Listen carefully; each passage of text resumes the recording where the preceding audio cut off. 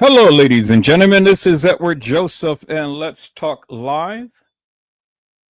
Satire, part three. All right, let's talk. Well, today, peoples, has been such an interesting day.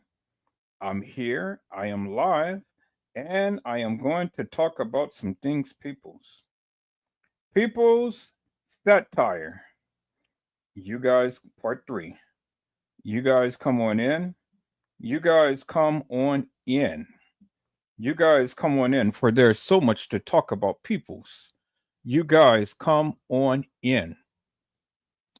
Peoples, I'm here and I am back, and I am back with a vengeance. And as I have been showing you the past couple of days, peoples, it has literally has been on hit.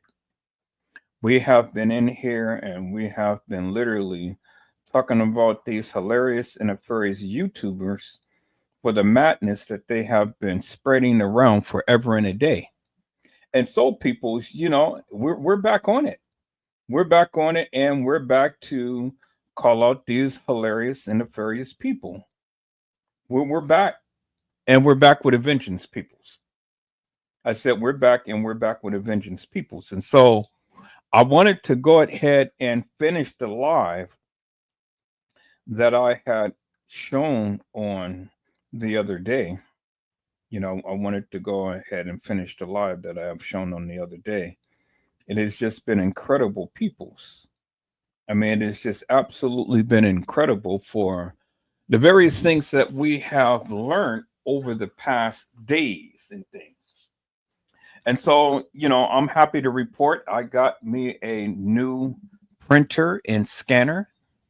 I got me a new printer and scanner, and I got things hooked up, so everything is looking good.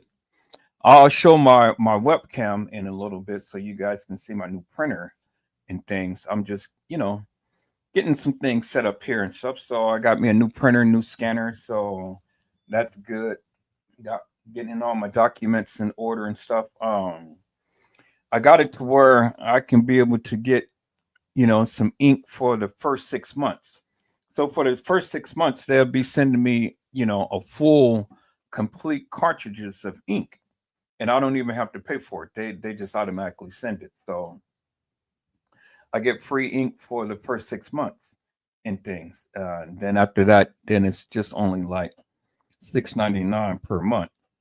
But that's pretty good. I mean, they're going to get their money back and things. I don't really do a lot of printing and stuff, so I'm gonna just get all of the ink up for the first 6 months, and then after that, I just may cancel it, and I can always call it back up if I, choose to and stuff. If I'm going to be doing a lot of printing, but I don't really be doing a lot of printing, so it's no need for me to even kind of like keep it for to pay any kind of money for the cartridges and things because like I said, unless I'm going to do a lot of printing, then I'll go ahead and use it. But and it's a color printer, but I pretty much got it for the scanner. So Costco had it on sale, and so I said, well, shoot, well, I got the money right now. Let me go ahead and get it, and I did, and I'm glad that I did because, man, I mean, it works wonders and stuff. So anytime I need to scan anything or send anything, I can just scan it, and then I can scan it as a PDF or a picture or whatever I want to scan it as and stuff. So my old printer, I mean, the scanner, it works very well, but the only thing is with that, you got to have the cartridges in order to use the scanner, and I'm kind of like, man, that's crazy. A good scanner, the printer is good, but I don't really feel like buying a lot of the cartridges for it because the cartridges is like 30, I think it's like 39 something dollars or whatever, and so I need several cartridges. So I'm kind of like, well, nah, I'm just going to put that aside and things. I was going to throw it away, but then I said, no, I may, need to have it for sometime in the future, whatever. So I'll keep it for probably another year or two. Just depends. And then after that, I'm probably just going ahead and just trash it because I mean it's no good. They don't support it no more. You know they don't support it no more. So you're just going to be having to buy a brand new printer. Every 3 to 5 years, and I had it more than 5 years. So, but that's just the way that it is. And then you know they changed the cartridges and stuff, so you can't really use the old printers. So I mean, it's that's just how they make money. That's just how they make money. They make these little printers and stuff, and they make them so cheap. But shit, my printer has been in excellent condition, so it's nothing wrong with it. And the scanner is really good. But like I say, I can't use the scanner without having to buy the cartridges. So oh well, that's what that is and things. So people's today, man, I mean, the airways has just literally just been on fire. It's a lot of stuff has just been crazy, you know. A lot of stuff has literally been crazy. There's so much stuff has been going on and things, and the YouTube streets is really just blowing up. Donald Trump has just really just blown his lid with just all of these executive orders and things and stuff. So he is just went crazy and just start changing up a lot of stuff. So our lives is going to change, people, as you know it. You guys pray for me. I had lost my auntie on yesterday. She had went on to be with the Lord and things, and so my father's baby sister. So I'm saddened, but you know, and then what really just puts an extra little on it is that on the same day yesterday, my second oldest brother had suffered a stroke, and then the day before yesterday, which was the 20th, my oldest brother had passed. So you're talking about a triple whammy. Oh my God, man! I'm just kind of like I don't know where I'm going or coming, but I'm here. I'm here. I cropped my eyeballs out and things and stuff, but then I said, something. I got to I gotta just hang in there and things. I mean, God doesn't make mistakes. Lord knows what He was doing and stuff, and He did exactly what He was going to do and things. And I said, well, thank you, Father, for your blessings. I can't get upset. I can't get mad at anything. I mean, it is what it is, and that's what it is. And so, when the Lord decides to take someone home, well, then He has the final say, not me. So I just have to just kind of take it for what it is and just go on. Thank you, Jesus. So I'm ready. I'm ready. So whenever the good Lord wants to take me, I'm ready. I'm tired, peoples. It's not to say that I'm suicidal or anything and stuff. I'm just tired. I'm tired, and I am ready to go home. I'm ready to go home to be with the Lord. I'll put in my time here and things, and so whenever the good Lord calls my name, I am ready. I am ready to get out of here. I'm ready to go, peoples. It's just so much stuff is just happening and going on and things, and whew, man. So I just asked the good Lord just to give me strength while I navigate this and stuff, and you know that's what it is. And I'm sitting up here now, and I don't know. It just came on TikTok. It says almost a year ago we said our goodbyes to my husband. We said goodbye to my husband of 38 years. I mean, no, my husband of 18 years. He was just 38 years old and left behind our three children. As I prepare to give you guys updates about my life and the lawsuit, I want to remind my old followers and share with my new followers this was this very painful moment in our lives. Had his doctor listened to him and stopped brushing him off, stop for 1 minute to look at what they were seeing, pay attention, admit that they didn't know, sent us somewhere else. Had they done almost everything differently, my family would still be together today. Please watch this video and learn my husband's story. I need all of the support I can get as we gear up for submitting the lawsuit. Gerald, there are no words to describe how much we miss you. Life is literally a painful experience without you. We love you so very much. Justice is coming. And then she has hashtag cancer sucks.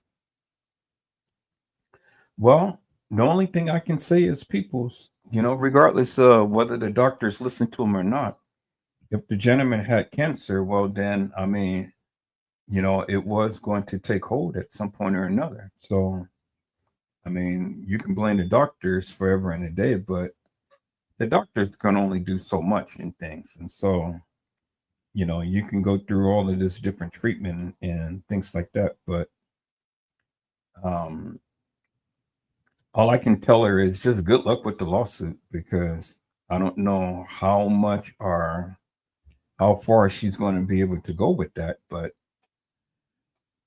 hey, cancer is cancer, and it's really a real bad and deadly disease that many people have, and it's not good, but it does claim lives. I know a lot of people whose lives was claimed behind the cancer and things and stuff. So the only thing I can just say is you just do the best that you can in things.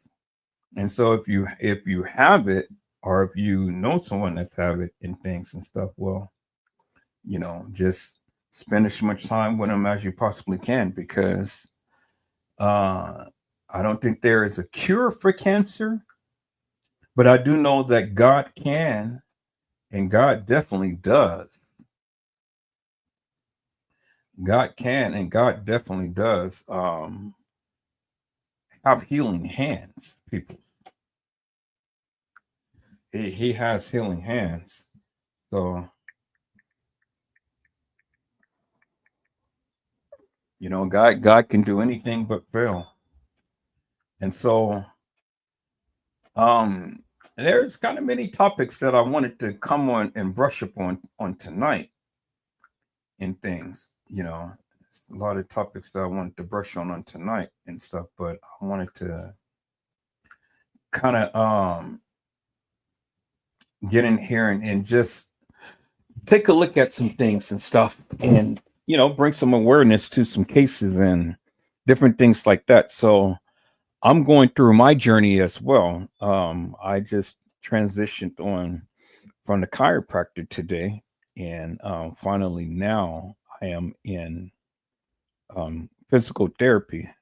And I tell you, peoples, man, that is a wonderful place to be at in physical therapy because I'm still going through with my I have severe um I have severe um nerve damage. But slowly but surely, it's coming together. Slowly but surely it is coming together. And so I just thank God that, for all of the wonderful things that's happening. So, God knows what's best, and he allows us to be in situations to where we can be able to heal. And that's what I'm trying to do. I'm just trying to heal, you know, just trying to heal. And so that's what it is. And so whatever way that I can, then that's what I'll do. you know, not going to worry about different things and stuff because, like I say, at the end of the day, everything is going to work out regardless of whatever I may say or think in things. And so, people, let's go ahead and get into this. Let me go ahead and share my screen. But before I share my screen, I'm going to have to go ahead and let me go and add my let me go and add my section 107 of the Copyright Act. So let me look for my video files here. And we're going to call that up real quick. My disclaimer.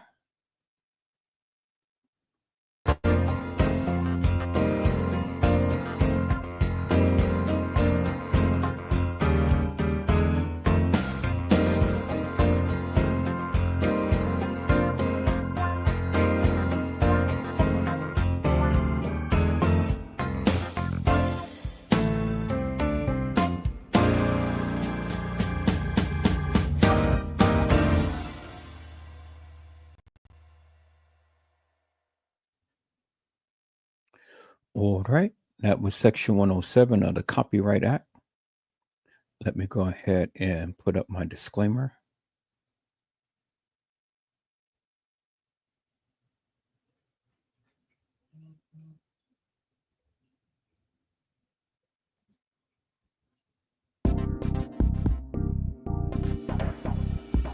Disclaimer. Copyright disclaimer under section 107 of the Copyright Act. Allowance is made for fair use for purposes such as criticism, comment, news reporting, teaching, scholarships, and research. Fair use is a use permitted by copyright statute that might otherwise be infringing nonprofit, educational, or personal use. Tips to balance in favor of fair use. All right, let me go ahead and add my last one, peoples.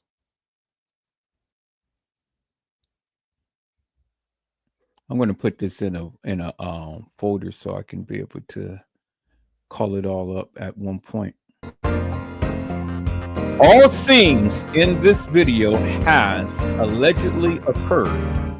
We hold no responsibility to what is being spoken. Peoples, that means whatever I say, whatever you say, or anyone else say in this live has allegedly occurred. And we hold no responsibility to what anyone says on this live. All right, peoples, I am back. And so let's get into this, peoples. I just want to kind of like touch upon some highlights here. What's going on in the community? What's going on? What's going on? Just all of this stuff is happening. And then we're going to go back and we're going to share that live and things. But let's go ahead and take a look at this, people. So let's go to here real quick. We're going to stop that for a moment. Let me go ahead and switch my accounts. Get back to my main account. Then we're going to go home. All right. And then let's see here, peoples. Let me see. Let me take it home here and see what is going on in the community. What's going on what's happening around and things. Let's take a look at the news here and see what's happening here. So we see we see a lot of stuff that has been going on. Trump has literally just been going crazy with all of the executive orders and things like that. But I really don't want to focus upon Trump. I don't really want to focus upon Trump because I'm just like with Trump, I'm just like what's that guy's name? Snoop Dogg, F Donald Trump. So I would play that and stuff, but we're not going to talk about Trump tonight, peoples. We're going to get into other things. Other things. We got just so. Just trying to see what is all of this here. We just got so much to cover and stuff. So it's a beautiful thing, peoples. It's just like Mr. Rogers says, it's a beautiful day in the neighborhood. A beautiful day in the neighborhood. Would you be mine? Would you be mine? Would you be mine? All right, so let's see here. What do we have? What do we have, peoples? What do we have as far as anything? Okay, well, that's pretty good. That's pretty good. Trump is being hit with another lawsuit and stuff. And see, the thing is, peoples, even though you may be president, you are still can be hit with civil lawsuits and stuff. You know, you can be still hit with civil lawsuits and you know, you still can have to pay a lot of money and things. So that is a beautiful thing. Oh, okay. Well, this is one thing that I definitely want to share. So here, let me go ahead and copy this link, and then I'm going to put it in my Facebook thing because I tried to look at it online and I can't find it. So I'm going to do it this way. But yeah. I'm sure that all of the ladies out there is going to be pissed off, but it's okay. And I'm not, hey, my situation now is I have joint custody of my son. Joint custody. I mean full joint custody. So, we both have equal rights, total down the center. So, and I employ all of the men out there that if you got any kids and things, go ahead and get custody of your child, or at least get joint custody of your child. If you don't want to take care of them and things wholeheartedly, but you got to do something. You just can't just sit around and play tiddlywinks and stuff. No, you got to take care of your baby. That's your child. You made him or her, so you take care of them. So I want to share this live, peoples, because I'm glad that somebody is talking about it. So let's take a look at this and see, what did Donald Trump do right now, boy? This may piss off a lot of people, but I don't care. Hey, it is what it is, and it's about time. So let's take a look at this, peoples. Let's listen in. Trump passes insane new child support law. Patriots, if you don't know about this, Trump passed a new law that whoever is paying the child support will get to declare those children on their taxes. I need you to come to the courthouse with me real quick. What you need me to come to the courthouse? Hell no, I ain't finna go to the courthouse. Come on. No, wait. Courthouse for what? So I can take you off the child support. Don't you want to get taken off the child support? Sis, do not put his name on the birth certificate. Now, with all the stuff that's going on, he's already signed so many things into place. I know right now a pen hate to see Donald Trump coming. What's up, guys? It's your girl Riva, and I'm back again with another video. So Donald Trump is officially president again. His inauguration was held yesterday, which there's a lot of stuff that took place that I think that we should definitely talk about. But all I know is that this man has not even been president for a full 24 hours yet, and baby mamas are in a tizzy. Okay? The baby mamas already are trying to find a way to cancel this man and change all types of stuff that he's trying to put into place. After he basically gave them back TikTok to express himself and tell all their business on this platform, that was obviously not enough because of a rumor that women that put men on child support will actually no longer be able to file taxes for them and receive any tax benefit from said children. So we're going to go ahead and take a listen to a round of videos and everybody's thoughts and opinions on it. Trump passes insane new child support law. Patriots, if you don't know about this, Trump passed a new law that whoever is paying the child support will get to declare those children on their taxes, okay? So say you're a single father, single mother, and you are not the one paying the child support. You will not get the tax return for your child.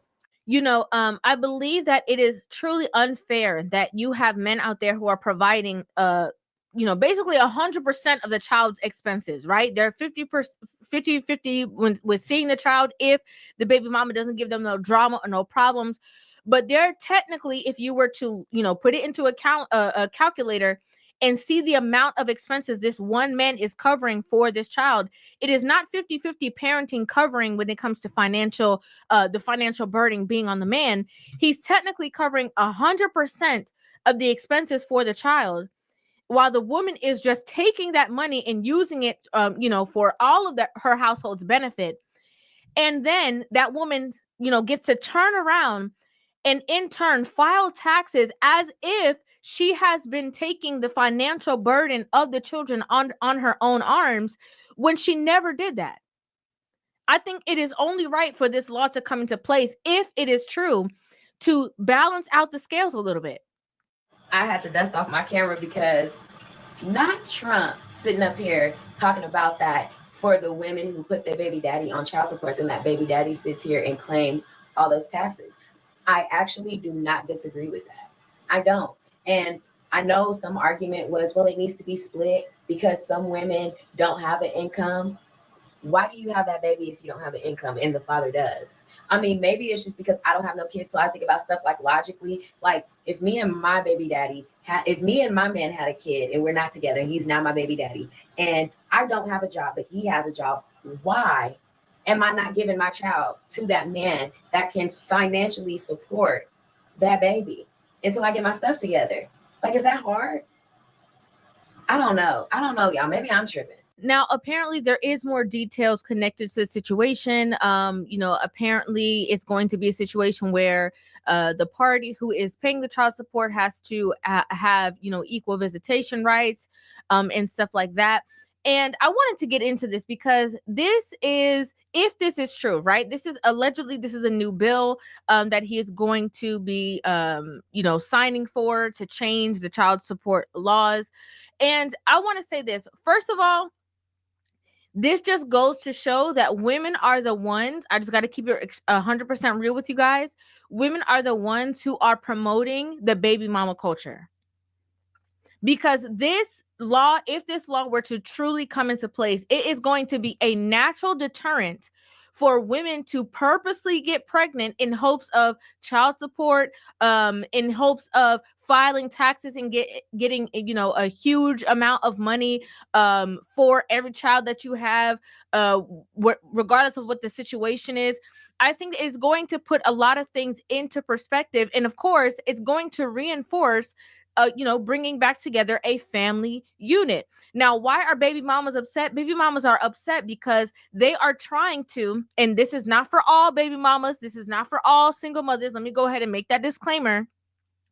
But we do have a large amount of single mothers who are standing there with their hands out, wanting all funds they can get for the benefit of the children, and are purposely standing in the way for relationships with children and father, are purposely putting active fathers who are already willing to be there and to support their children on child support because of their own emotions and vindictive nature. Like, if we're really, truly honest about the situation, the only people who could ever be upset about this situation would be women who are being vindictive and are toxic in nature. You know what's so funny about this child support topic? A lot of y'all ain't even on y'all kids' birth certificate. Y'all can't even put in for a social security card if the baby mama decides she ain't giving y'all none of the information. And what makes the topic even funnier, a lot of y'all behind in child support. Sir, what taxes you follow? Again, this correlates to what I was saying about people who are vindictive in nature, saying that, oh, a lot of these men aren't even on the birth certificates. I think that we can also, track that down the line. A lot of these women who don't have a father on the birth certificate is because they've already been schooled and hip to the game of how you can, get the best benefit of child support, of, governmental assistance or help with children, because of a lot of the women surrounding them or around them who have told them, make sure you don't put, the dad's name on the birth certificate so that, you can do this and you can maneuver in this way. Like, we have to be honest about that. Sis, do not put his name on the birth certificate. If you are currently pregnant, or if you know somebody who's pregnant and they got pregnant by a boy, I need you to really take this video very seriously. And sometimes, just keeping it real, it's because y'all don't really know who the daddy is. Okay? You was playing games and it just, wound up in a certain situation and didn't even know who to pin it to. Okay? But that's a different conversation for a different day. But to be genuinely honest about that, saying like, oh, well, some of y'all are not even caught up in child support, and some of y'all, can't even file taxes, and y'all can't even get the benefits of Social Security if the baby mama doesn't decide to give you that information, is a toxic way of thinking. Again, are these situations about the betterment of the child, or are they of the betterment of the baby mama who put herself into a predicament and is trying to be in a position where she is not paying her portion of the child that she created, but wants the father to pay 100% of all the expenses in regards to that additional child in her household, and then is filing taxes as if all the funds that came in did not count for anything. Now, of course, I would assume that if this law did come into effect, there would be certain ramifications of it, right? The same way that they said that it would be like a 50-50 custody thing, somebody who's obviously current in their child support payments. I would also think that there would be a financial amount, right? So this, I'm assuming, would not affect the people who pay $50 a month on child support, or $20, or $100 a month on child support. I would believe that there would be obviously a certain amount that it would pertain to.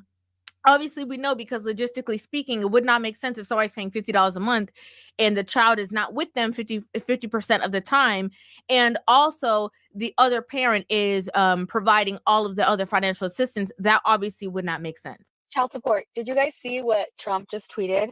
Apparently, from now on, any fathers that are currently on child support will get to claim their kid or children for tax season. It's no longer just the mom. And I'm actually very happy about that, because I don't think that's fair. Like, you have either the mom or the dad on child support. They're giving you money all year long. So how is it fair that the other parent gets to claim the kid? Or when it's 50-50 and you guys both provide for your kid, how is it fair that one parent gets to take all of that income tax? I've never thought that that's like right. And I'm happy that he's going to do that now, from now on. And in my opinion, if the children are 50-50 with the parents, I think the income tax should be split if you guys are both providing all year long for your child for whatever they need. But as far as all the dads that are going to be able to claim their kids from now on, if they're paying all year, like, I think that's such a good idea and I'm here for it. The reason why I agree with this 100% is because there's so many fathers, right, that are doing more than enough, even without the actual child support statement, child support actions in place. There are fathers that are paying their child support, just going to say this, and on top of paying their child support, anything that child needs within their home, you have the mother talking about, oh, call your dad and ask him for that. Oh, call your father and ask him to do this. Call your dad and ask him if he can provide for this. Call your dad and ask him for some money. Like, we already have all these memes and stuff on social media where mothers will prep their children to get on their phone with their father and ask them for things that they need in means of support, for his child, when in actuality, it's really not support for the child. It's because the mother either wants something on the back end and is using the child to get it, or she's going to use those funds for something else. Man, I ain't trying to get involved with y'all. You won't get involved, I'm gonna knock your ass out too. Make a choice. So much. I'ma do it 200. What's not clicking, Steven? And so I think that this is creating a space of more honesty when it comes to child support. I think it's creating a space for where more people are going to be apprehensive on, just getting into these situations to get said income tax to take care of these children while they're also on different supplemental spaces, while also, asking for child support. I think it's going to start to separate and sift through the nonsense and the foolishness again, if this is something that is actively going to take place. Baby, this child tax credit, child support tweet got y'all in the frenzy, don't it, baby? Let me tell you something. If you're only paying $200 to $400 a month for one kid, two kids, it ain't even $4,000-$5,000. This ain't your conversation. Exit to the left. That you shouldn't even have thought. Because you're donating. Okay, you're donating to the support of the child, because nobody can support a child on $200 a month. Okay, this is not your conversation. Okay, so the ones that's paying the 10, the 15, 20K a year, okay, over in that range, okay, yep, they should receive some kind of credit. But that $200, $160, $80, this not your conversation. We're not gonna put y'all over there with them, okay? The thing about this is that I don't agree that people who are paying less can't have an opinion about this. And the reason why is because for so long, women have had men on child support that wasn't even their children. Okay, women have knowingly put men on child support to pay for children that they knew for a fact did not belong to him, but they knew that he had the bigger bag, or that he was more successful, or he was more responsible, and was going to be paying the funds for another person's situation just because they were intimate with you, and you knowingly put them into this position. So I think that everybody has the right to have their opinion or their feelings, because literal men have gone to prison, jail, for not paying child support payments because of maybe their income or whatever the case is, being in situations that they were not financially capable to begin with. And I think it's only right, again, that there is something put in place that is going to rectify these situations, because there's a lot of women who got with Pookie, knew Pookie ain't had no job. Okay, she knew good and well that Pookie didn't have no job, and she, purposely got pregnant by Pookie to make the other people around, all the other women around Pookie, jealous. Then when things didn't go her way and the relationship didn't work out in the way that she knew from the beginning it wasn't going to, because he already told her he didn't want to have a baby with her, but she told him she was on the pill, had this baby, created this situation, put him on child support to be vindictive, and then created a situation where she's taking him to court, knowing that, again, he was not in the position before. You lay with this man and he never gave provider when you got pregnant by him. Turned around, put him on child support. He was unable to pay said child support. Unable to, do anything where he can say, okay, I want to separate myself from this situation. I did not want this child, the same way that women can do that to men when, they decide to delete their offspring. They don't have to consult with their partner. They can just do it whenever they want to. The same way he didn't have the right to do that. They put him in this position that now, okay, because I want to be vindictive in nature, I'm going to purposely put you on child support, knowing that you can't pay it. Ben knew you couldn't pay it, because now you're going to be behind bars. And these same women that I tried to make jealous, now they can't have you either. Think about that. This toxic mentality, it is going to sieve through the process. It's also going to sieve through the truth of who should actually be on child support and who actually should not be on child support. Yo, man, what's up? Why you knocking on my door like that? It's an emergency. What's up? I need you to come to the courthouse with me real quick. You need me to come? No, hell no. I ain't finna go to no courthouse. Come on. No, wait. Courthouse for what? So I can take you off of child support. Don't you want to get taken off of child support? Taking off for child support? Yeah. You up time? No, I'm not. So you want to be next taking off for child support? Yeah, come on. Don't you want to get taken off of child support? Aren't you tired of paying that shit? I am tired of paying it, but why though? Like, why now though? Like, because Trump finna be in office, and you know what I'm saying? He finna make it to where you can't file taxes if the other parent is paying child support. So I need you to come down here. I'd rather have the taxes than that child support. You know what I'm saying? You don't pay shit in child support. I feel like that ain't fair. You don't pay shit in child support like that. Also, child support ain't shit. I knew it was something. If this law were to come into place, these women will say, you know what? Let me rethink on if I need to put this man who was actually assisting me and responsible on child support, because if it's really about the support of the child and they really, truly need the help, they will be forced to put that man on child support and allow him to receive that credit. But if it's not about that, and if it's only about the bag, they're going to be changing their mind on if they truly want to put this man on child support, or if they are going to accept whatever assistance that he is going to be giving them, so that they can get the quote unquote bigger bag of the tax refund whenever they file their taxes. I do taxes down. No, you know something. I think that taxes sound better than me paying. Come on, man, no, bro. don't touch me. No, hell no. That ain't fair. I have them all the time, bro. I have them all the time. I spend more money child support, bro. I would have tried to work something out with you, but the only reason why you here because you want to get taxes. Guess who got taxes now? Me. Yeah. Man, get your foul ass on, bro. Man. Hey, I'm not going to no cross with you. That's your ass. Yeah, that's gonna be the next thing that's getting decided on. I'm taking. I'm gonna fight against that. I get them taxes. We gonna all come together and we gonna go to the Supreme Court with that shit. Because that shit is not right. Hey, let me tell you something. Thank God for Donald Trump. Now get on my doorstep. So I don't know. It is a rumor. It has not been 100% solidified, but I think that laws in regards to child support should be looked at, changed, reorganized for a lot of different reasons. As, the penalty of not paying for child support is jail. I think that should be changed.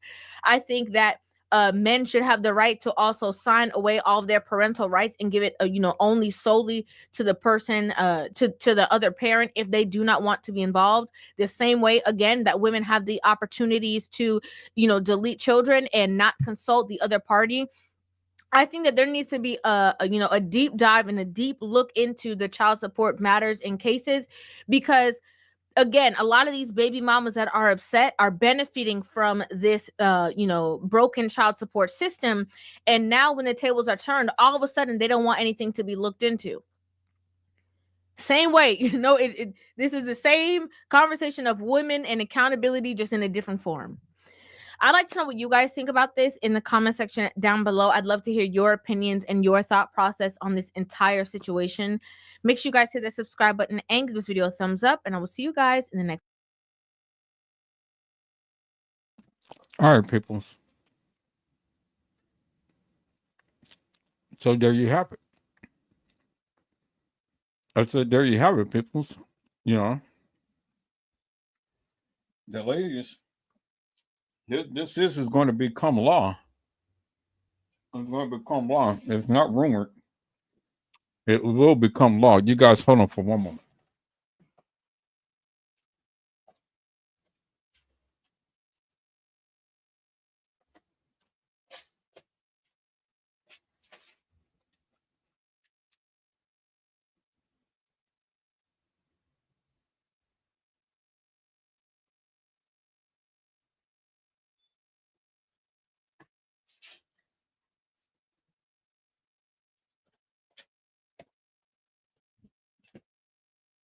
Okay, people, so I'm back.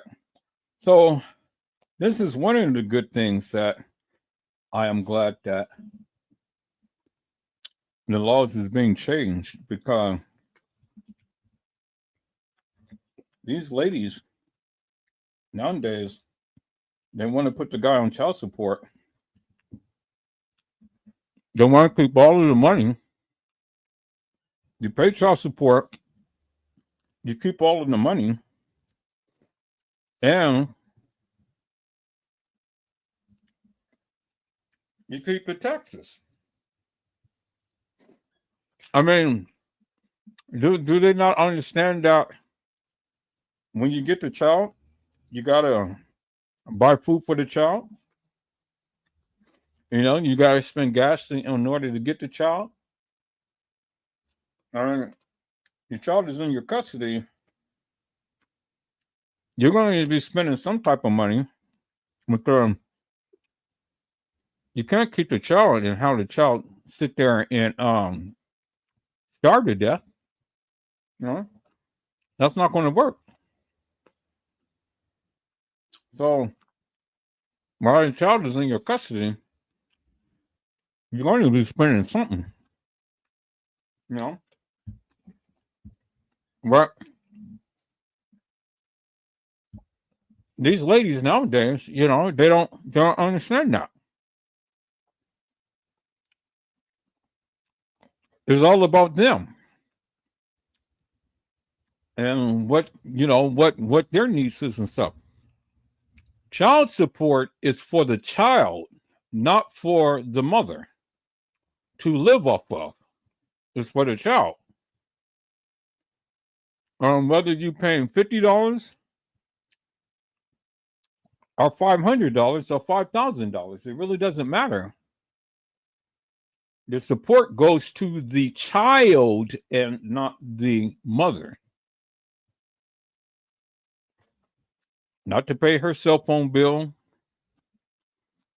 put gas in her car, things like that.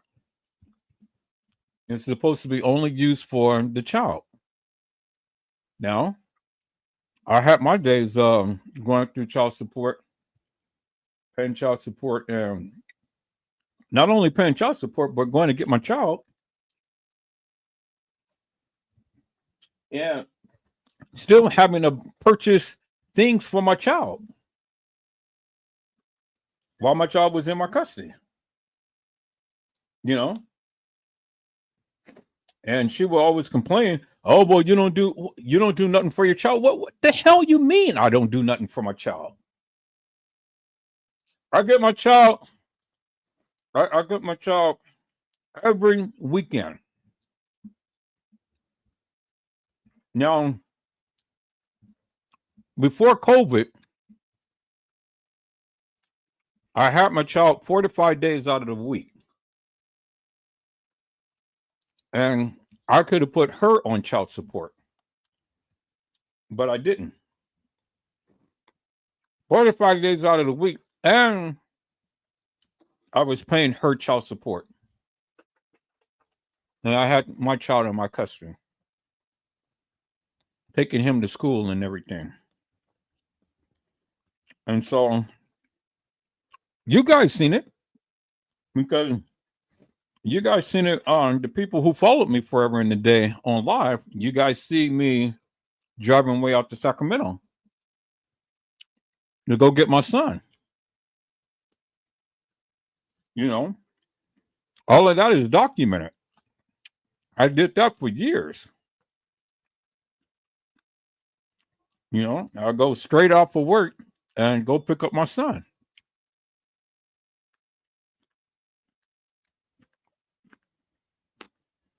And so things has changed. So she no longer lived down in Sacramento. And so she had moved closer to me. And so when she did that, I went down to the courthouse and I got things changed. So no longer, just only be a couple of days out of a week. And things. They tried to Shawshank me. I'm like, wow, I'm paying his medical, his dental, his vision, paying child support, paying gas to go pick him up, and then I don't even claim the taxes. So, I'm like, wow, really?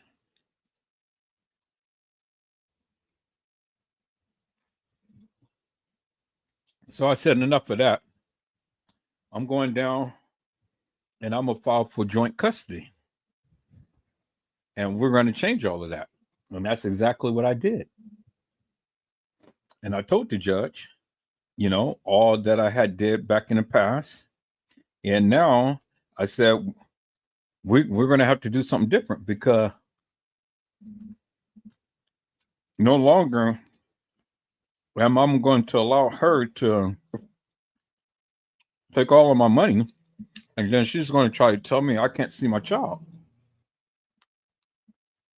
I mean, help me to make that make sense. He's a boy. The boy needs to be with his father.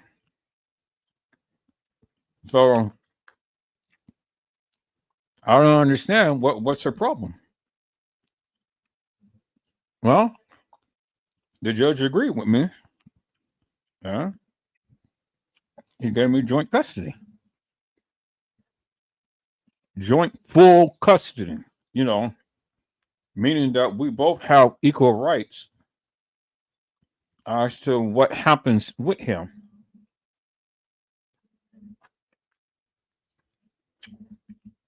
And there you have it. And so when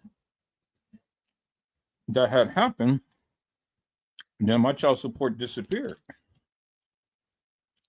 And she got pissed behind that. Oh, I'm sorry. What are you getting pissed for? You know? All of these years, you have literally been claiming all the earned income tax credit and stuff and child support. You know, so what are you getting mad for? You have no right or no reason to get mad.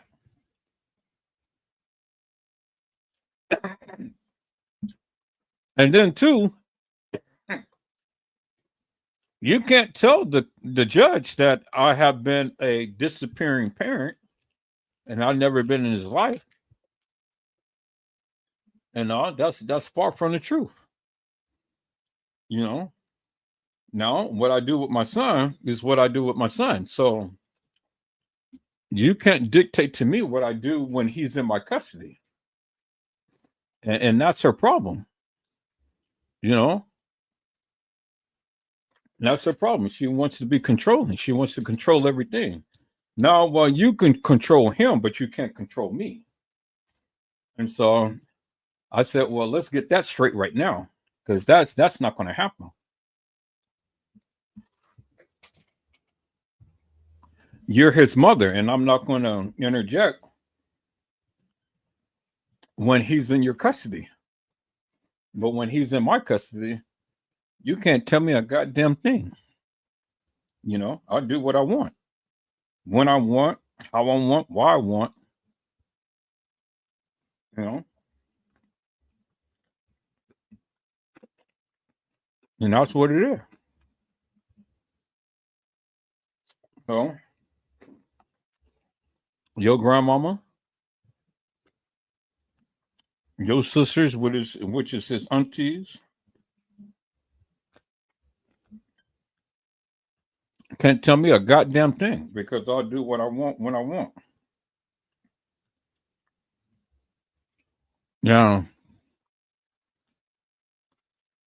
if any of those suckers put their hands on him, yeah, I'm coming down there with both guns blazing.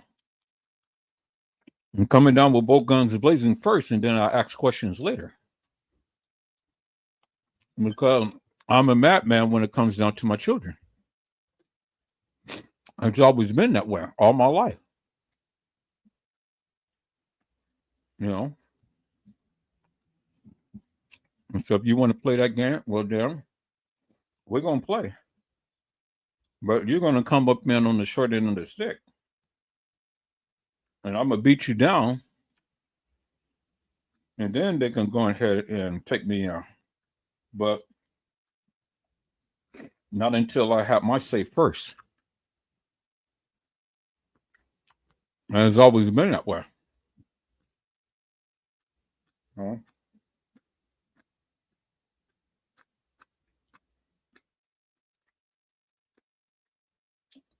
That's what it is.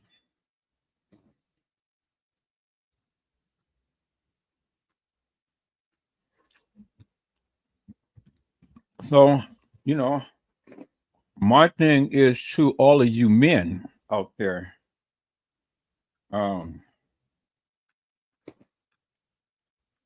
If you have a child, take care of your child, man. You know, it shouldn't be no reason. It shouldn't be no reason nobody has to beg you to take care of your responsibility. It's your responsibility.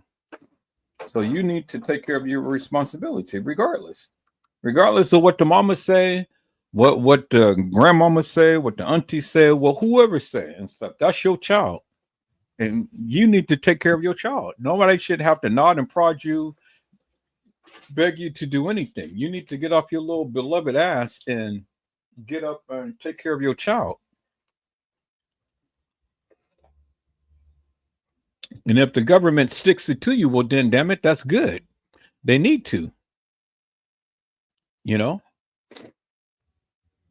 I don't have no respect for men that don't take care of their responsibilities. You know, I don't have no respect at all, peoples.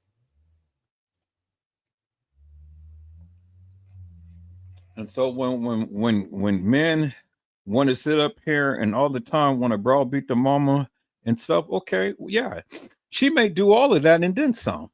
But then at the end of the day, you know, you laid down too. And so at the end of the day, regardless, the child should never have to suffer behind both of you. And just because you guys can't get along, so what? That's still your responsibility.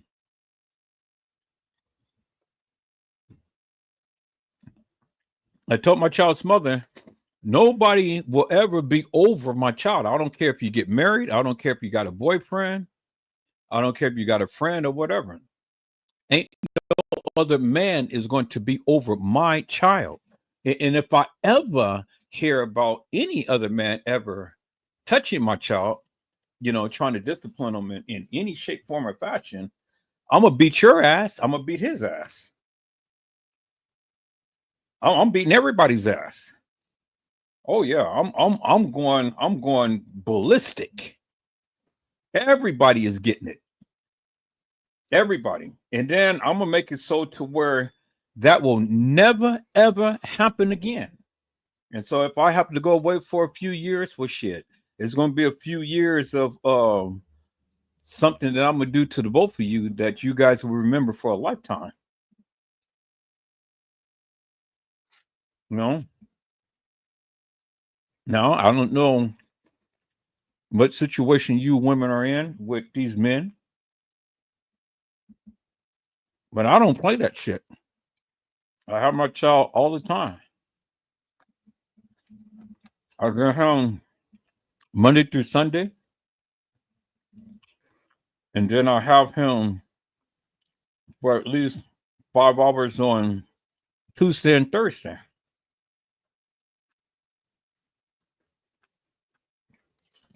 And so that's what it is. And anybody who knows me, y'all see I cook, you know. He has everything that he needs. I mean, just because I'll be here live on certain days,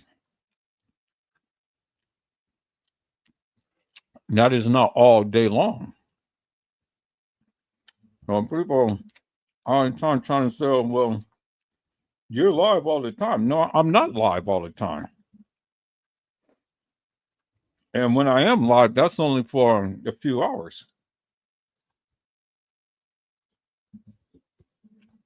So you don't know what my life is like. Everybody on the outside looking in.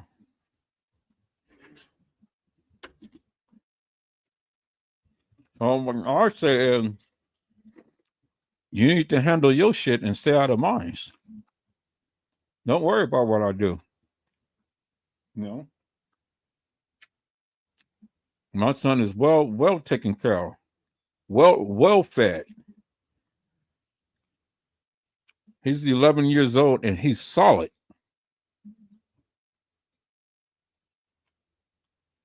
So a young man being solid like that, that means that there has to be a lot of food that passed through him. So, you know, you just handle your business.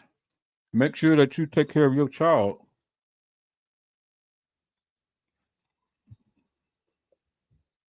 And it's not always about the money, people. It's about the quality of time that you take with your baby. That's the most important thing, you know. Take the time out with your children. Train them up, bring them up, you know. Do whatever you can for them and with them. And no child should ever have to go without, especially if you're not with the mother. Who cares? So what? Y'all can argue, fuss, fight, and feud, do whatever and stuff, scream and holler at each other. That's fine. But at the end of the day, peoples, it's still your child, it's still your responsibility. And you need to take care of your child. Bottom line.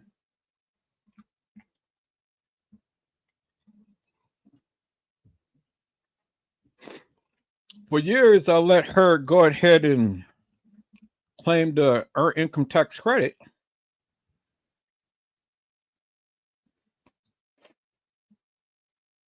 Because I said, well, you know, hopefully that it will benefit him in some way, shape, form, or another. You know, I'm just different from you all. But now this time around, I said, well,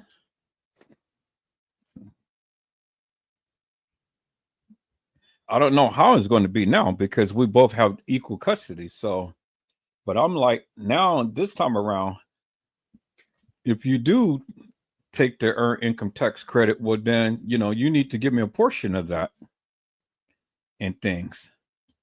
And if not, then I guarantee you next year she won't be able to claim them. I guarantee you that. Guarantee you that. Next year she won't be able to claim them.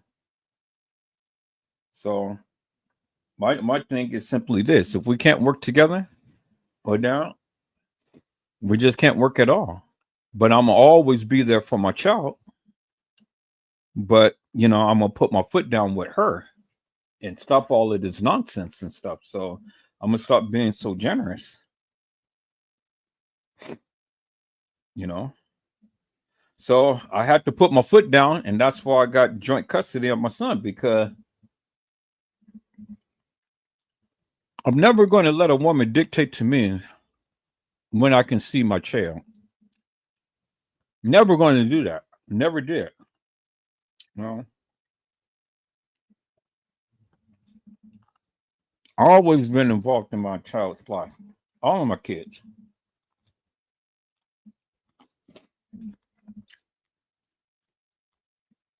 And so some of you haven't even seen your kids in ages. And that's really sad, people. You take all of your frustrations out on your child because you and your baby's mama is not getting along and stuff. You crazy.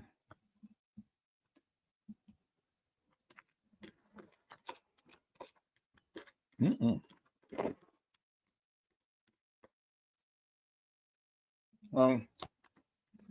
That's my story.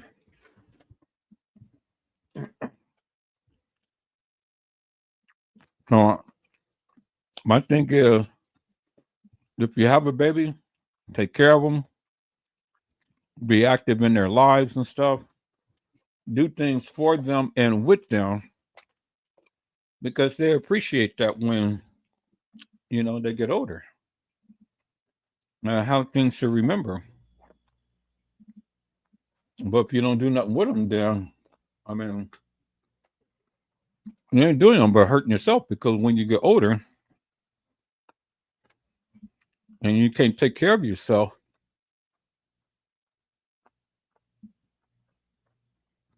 well, they ain't going to be there to take care of you.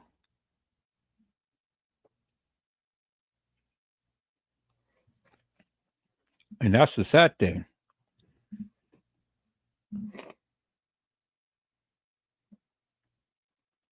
I was at physical therapy today, and I saw this guy. It looks like he had a stroke or something, but his hand was all twisted and he really couldn't walk. And so they was trying to give him physical therapy. And I was like, wow.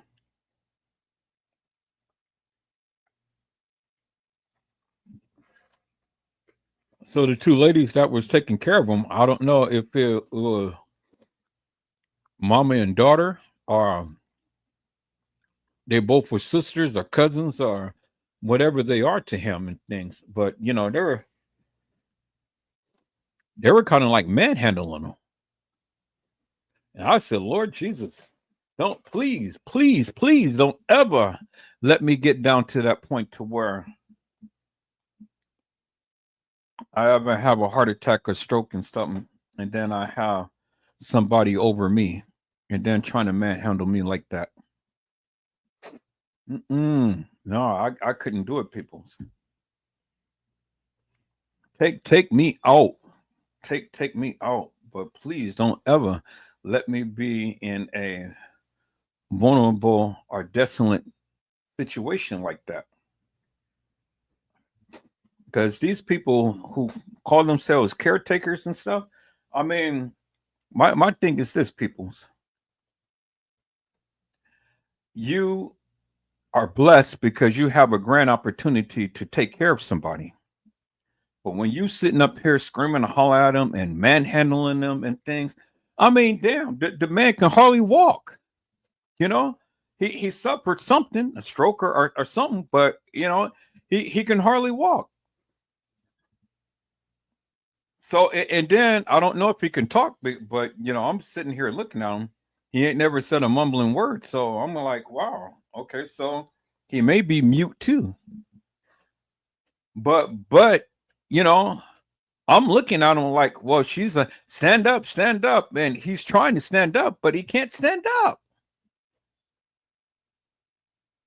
And I almost said something. I mean, I almost said something, boy, because I was getting pissed. And the physical therapist, the one who does the physical therapy, he was, trying to intervene and stuff to try to, get him to get a chair and stuff. And so she was snapping at him. And I'm like, well, bitch, why the fuck you screaming and hollering at this man? He's trying to help him. This is why you guys are coming to physical therapy, because he's trying to get the help so he can become somewhat independent. Now, I don't know if he's ever going to recover from that, of what he went through and things, but god damn, you ain't got to be all sassy and all gruff with him and stuff. Ooh, I said, oh, Jesus, let me out of here, because I was just about to go off. Now, see, people, it's one thing to, if people, you caregivers and stuff, y'all are just too honorary. That's why I thank God that He blessed me with good health and things, because I couldn't have nobody take care of me. That is going to be sitting up there screaming and hollering at me and manhandling me. Shit, I'll take that cane and knock you out. Nah. But I've seen caregivers and stuff. You guys are so goddamn mean. That's why they ain't paying you much, because But why do you accept the job and you just don't like your job? I mean, if you had an education, you can get something else and stuff, but many of you don't have education. And so you take those type of jobs and stuff, and then you take all of your frustrations out on the people. Why are you taking it out on the people? That's crazy. I mean, shit. I tell you, see, this is one of the reasons why I took care of my child's mother. When my child mother had called me up, she said, Eddie, I need you to come here. I need your help. And I came over, and she explained to me what her aunties and uncles was doing and stuff. And I said, oh, no, no, no, no. That's it. That's it. This day is going to be it. You motherfuckers is getting out of here. She gave me the power of attorney over her and her estate, over everything and stuff. So all of you motherfuckers, get your bags up, get the hell out of here, and don't you ever goddamn come back. And if you do, I'm gonna blast your ass. I kicked all of those motherfuckers out. And I took care of her. I took care of her for a whole year. So from the inheritance that my mother and father had gave me, you know, I got her a duplex. And I cooked and I cleaned, you know, bought her things and stuff because she was taking care of my granddaughter. And you know, till the day she died. But I wouldn't allow her to go through that stuff that she was going through. See, I didn't know. I knew she was sick. And I warned her about drinking and smoking and things. Oh, I'm grown. Yeah, okay, you grown, but yeah, you're gonna be grown, but you're gonna check out of here real soon. And that's exactly what happened. You can't tell grown folks nothing. But all of the shit that I had to go through with her and things, I didn't hold it against her. I said I didn't hold it against her, you know. I've learned to let all of that stuff behind because she was in need. She was in need. And I think this is one of the reasons why the good Lord has blessed me today to be in good health and things. Ain't never had nothing. I ain't never been sick. So I don't know what it's like to be sick. I don't know what it's like to have diabetes and heart problems and you know, all of this other stuff that many of you people are facing today. I don't know. I never been sick. Never been sick. Other than the common cold or a flu, but I rarely even get that. So, you know, you guys are hooshed up on medications and stuff, and you got thyroid problems and this and that and the other. I don't know what it's like because I've never been sick. But see, I've always taken care of the people I love, but I ain't never been sick. So I don't know what it's like to be down and out.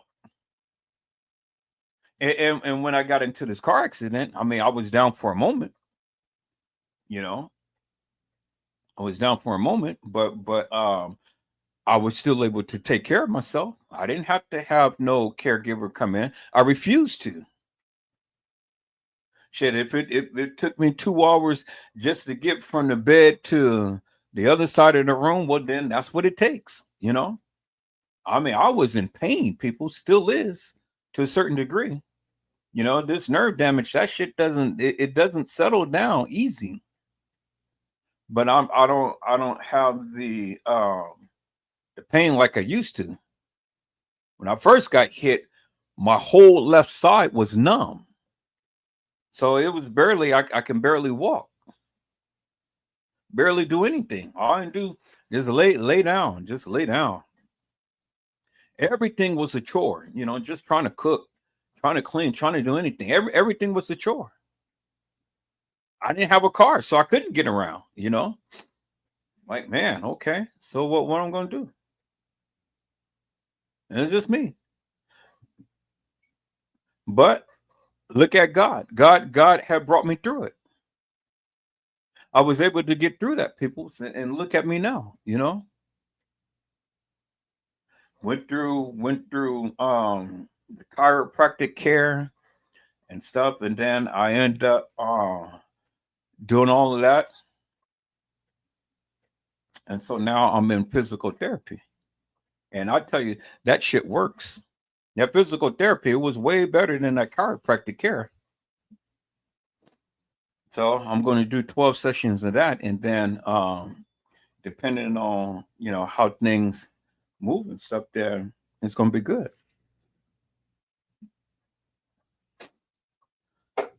It's going to be good, but it's already good because,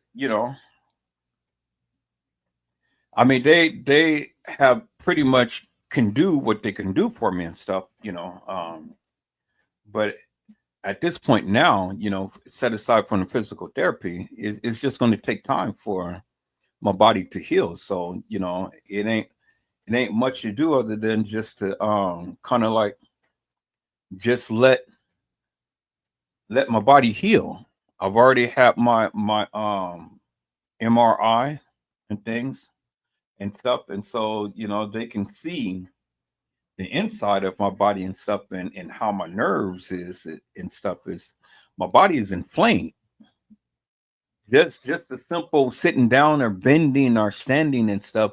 I just have like pins and needles all in my body and things, and it's just I'll be on fire, and it hurts like hell.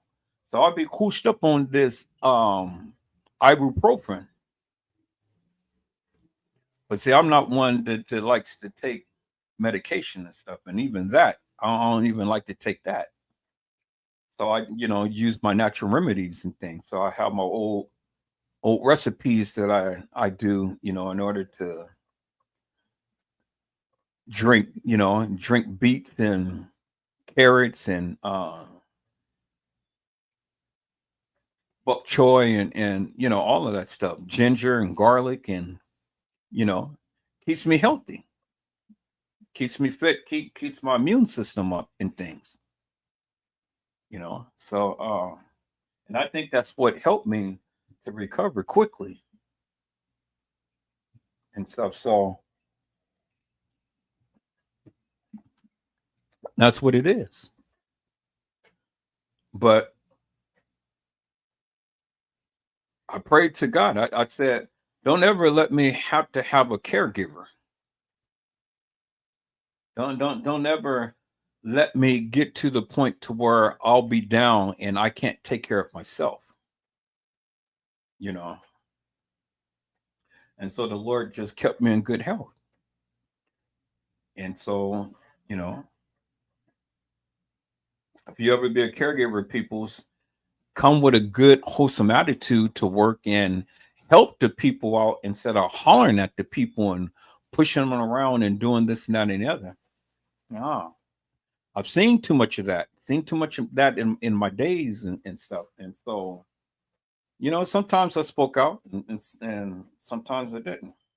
But the times when I did speak out, well, in some instances, it really wasn't my business. But then again, it was my business because my thing is that I don't care if you're taking care of the people or not. You don't have to treat them in a gruff manner. You don't have to scream at them and push them down and tugging on them and doing all sorts of whatevers and stuff and things. And that's just totally uncalled for. Totally uncalled for. And I don't understand why people even want to do that. But you just got people who just don't like to live. They don't life is just a burden to them. And so then they take it out on other people. Well, I know in the case of my child's mother, I really didn't give a damn about her aunties and uncles, her family.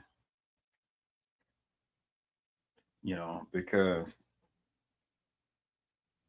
I said, as long as I'm here and long as the good Lord gives me good health and strength, well, then she wasn't going to endure that type of treatment. And she didn't. And so, it's just, I just say to many of you people who probably in that field and stuff are probably having to take care of one of your family members or someone, be careful how you treat people. Be careful how you treat people.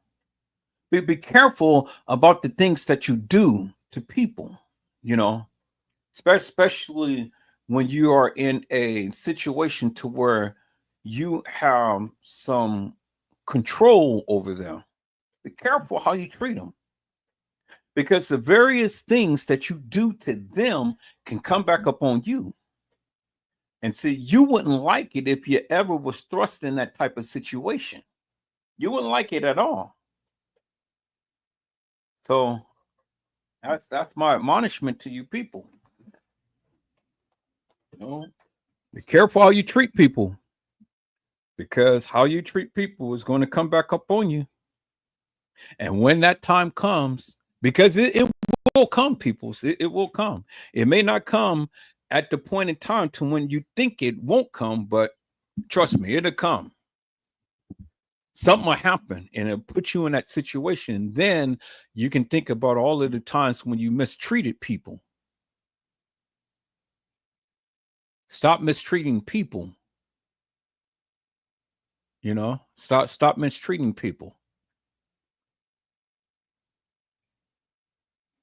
That's many of you people's problem. Y'all have attitudes and stuff, and I don't understand why. Well, just because the world is coming down upon you, well, you can change your situation. You got some control of your situation. You can change it. Change your attitude. Change the things that you do. I'm gonna say this, and then we're gonna move on, people. There is this lady who I give a ride to. You know, I did a carpool, and so I help her, you know, take her around to where she can wash her clothes and get her groceries and this and that and the other and stuff. And she will always complain from the time I pick her up until the time to when I take them back home to wherever, you know, they're going to lay their head and things and stuff. And I'm like, oh my God, again. I mean, to where I just had enough of it. I literally had enough of it. You know, I had enough of listening to it and stuff. And so I hollered at her. And I said, well, God damn it. I said, you know something? You sit here and you complain from the time to when you get in the car to the time to when you leave, and you just complain about every goddamn thing. And then you're talking about people not being in your business, but yet you're sharing your business. I said, I don't want to hear your business. I don't give two rats asses what you're going through, what you're doing. And I said, the reason why you're going through is because your goddamn attitude. You complain too fucking much. You need to shut the fuck up and take care of your business. And when you do that, then things will probably change in your life. But you complain too goddamn much. I know the Lord will be sitting up there. It's like, oh my goodness, my child is here. She goes again, ranting and raving. I hear it day and night. And I'm like, oh my God, Jesus, help this woman, because whoo. And I told her, I had to tell her. I mean, I just literally snapped, people. I literally snapped. And I didn't care if she liked it or not. And I said, well, you know, you ain't got to call me no more. I don't give a goddamn. Well, I haven't heard from her yet. You know, I haven't. I mean, this weekend we had a 3-day weekend. I haven't heard from her. And so I hope she takes it to heart for what I said, because I mean, you know, hey, I don't have to put up with it. And I'm not. And I didn't no more. So if she's butt hurt behind what I said, oh goddamn well, shit. Somebody had to tell her. And if she found somebody else to get her around, good. Take heed to what I had told you, and then run with it and get your goddamn life in order. Get it together. I bent over backwards for this woman. I mean, you know, I took her to Sacramento, and then I took her all over everywhere. Didn't even really charge her. I said, just give me a donation. And not only did I spend my own gas money to get her around, but I spent my time, hours, 4 and 5 hours out of my day to get this woman around. Several days back to back. You know, I make the sacrifice in things and getting her out about 25 miles from where I live to get her to work, you know, and then even on the weekends, it had to be to work on the weekends. So she'll give me a call every single morning. Every single morning, I would hear it. I would hear it. I would hear it. I would hear it. I would hear it. To where I just got tired of hearing it. And I snapped and I told her off. Told her about herself. I said, God damn it, I don't want to hear another fucking thing from you. Because you're talking about people being in your space and people want to control you and stuff. And people knowing your business. Well, one, I ain't trying to control you because I don't really talk to you. Two, I don't want to be in your business, but you sharing your business. You know? And then three, you know, I'm tired of your fucking complaints. I bent over backwards weeks on end getting you to work, picking you up. And at least, you know, and then I ain't even really charged you. I haven't charged you for my time and I haven't charged you for my gas. But you fucking complain all goddamn day long. Shut the fuck up. God damn. I mean, life it ain't that bad. But you fucking complain. And I had enough of it, people. I mean, I had enough of it. I bent over backwards for this woman and her child because her grown adult son that don't want to fucking work, you know. I'm like, God damn. Oh boy. But I had enough of it and I had to tell her. And so she hasn't called me. And that's good. So hopefully if she's mad, let her stay mad. But I don't care. But at least I got a peace of mind now, you know. I did what I needed to do. And so if she don't ever call me again, that's fine. You know, I'm good. I am good. It's only so much that people can take, you know. So only so much that people can take. People will try you to the hilt. And they don't think that they ain't doing anything and stuff, but shit, man. I didn't have to do it. But I did it because I knew when I didn't have a car how it is having to get on the bus and, you know, try to carry your groceries on the bus and trying to get around and things like that. And, you know, the Lord blessed me with a car. So I know how it felt. And so I was like, well, you know, hey, if I can just give back, I'm going to give back. And that's exactly what I did.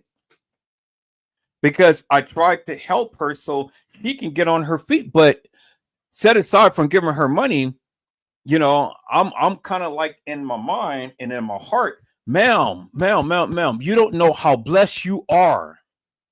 You don't know how blessed you are. Ain't nobody in this world going to do what I'm doing for you. No Uber, no Lyft, no nobody around here going to do. If you ain't got a car, you stuck. And then trying to navigate on these buses and stuff, that's nearly impossible.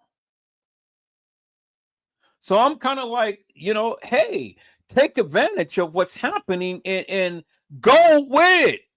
But stop fucking complaining. Nobody wants to be around somebody who's going to complain forever in a goddamn day. And I don't even want to know your business.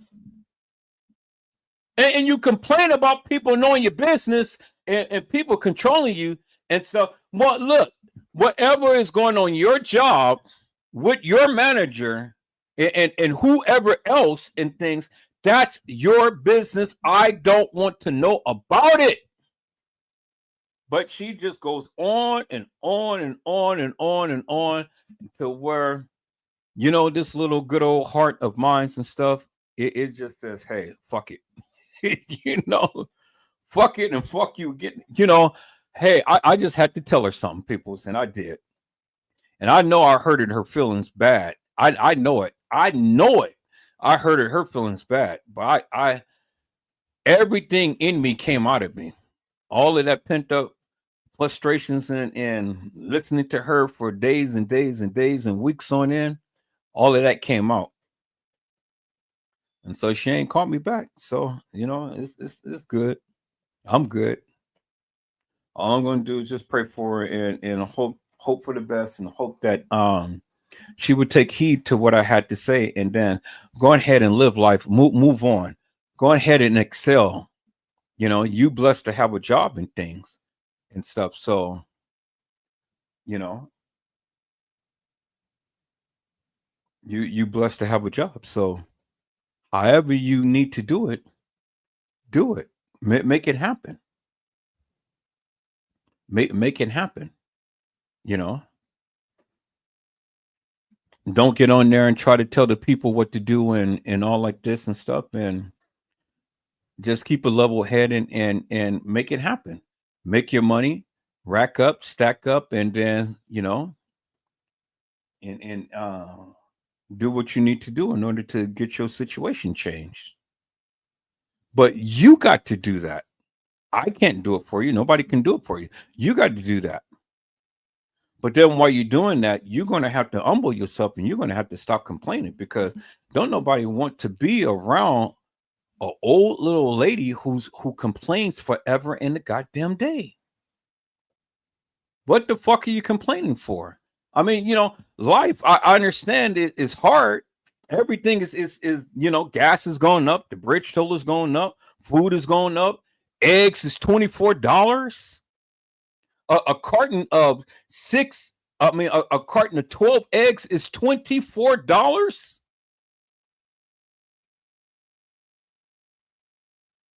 I can't even have breakfast. Breakfast got expensive now. Bacon is $17. Eggs is $24. Bread is $9. Really? So, you know, you can't even have breakfast. And I'm like, I got to pay gas to get to work. I got to drive about an hour and 15 minutes to work, about 2 hours and something coming back home. I got to pay $8 in bridge toll. You know, do you really think that I want to sit here and then the gas is expensive out here? You know, gas is $4.59, $4.79 in some places, and $4.89. So you think I want to go ahead and waste all of my gas, energy, and everything to listen to you complain? Really, ma'am? Really? You got to be kidding me. And I got a son to take care of.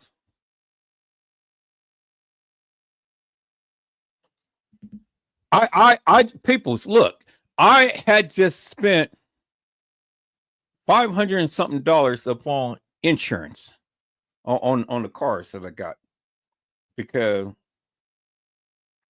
I got full coverage on my car, on both of the cars, and one car is not even drivable right now. It's still sitting out.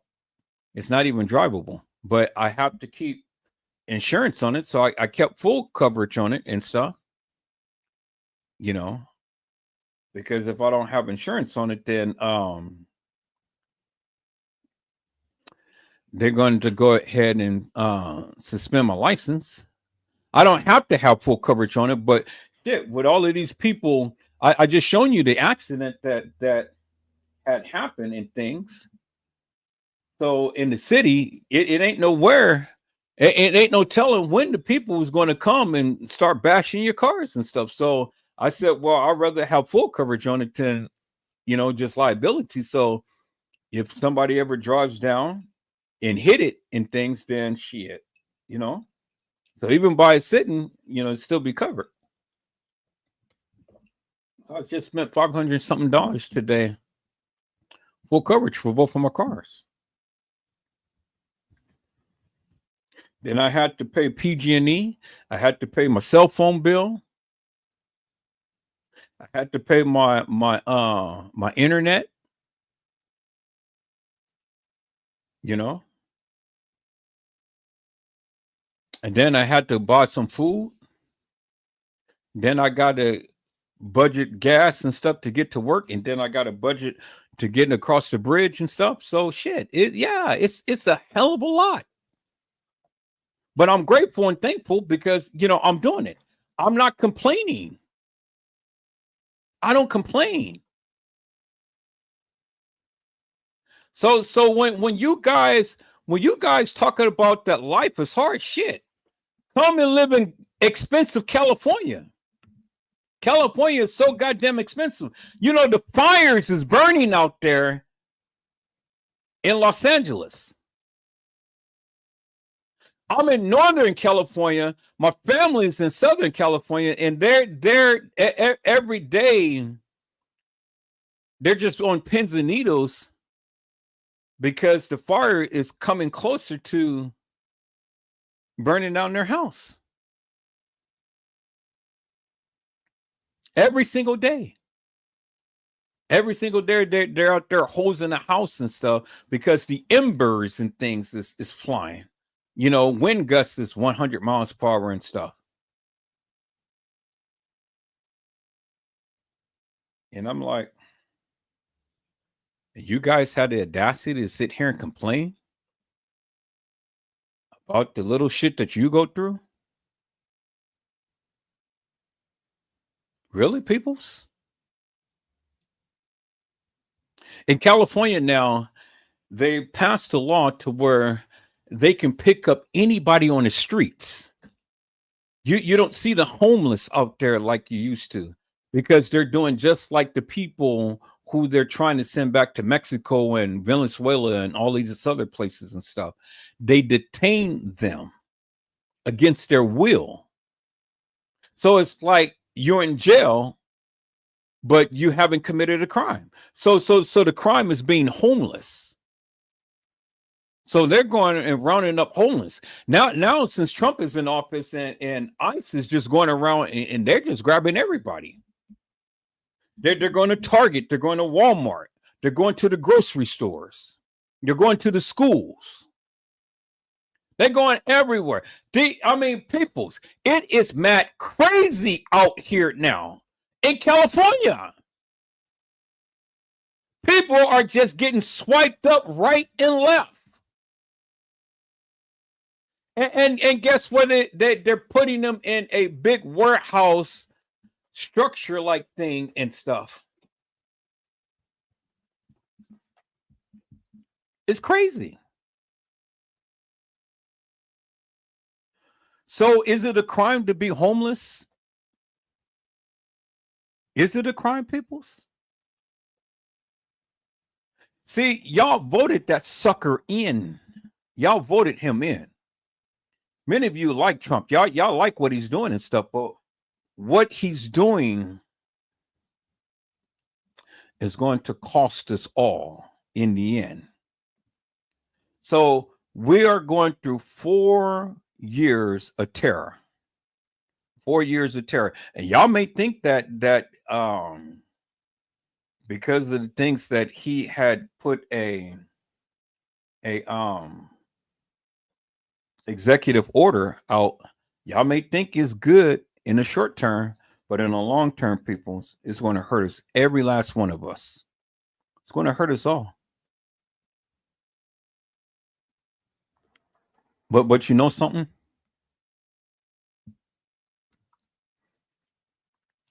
I'm sitting back laughing. I'm sitting back laughing at all of this shit that's happening right now. Everything. The repeal of everything. Everything he's undoing. Everything. All the government and all of this stuff.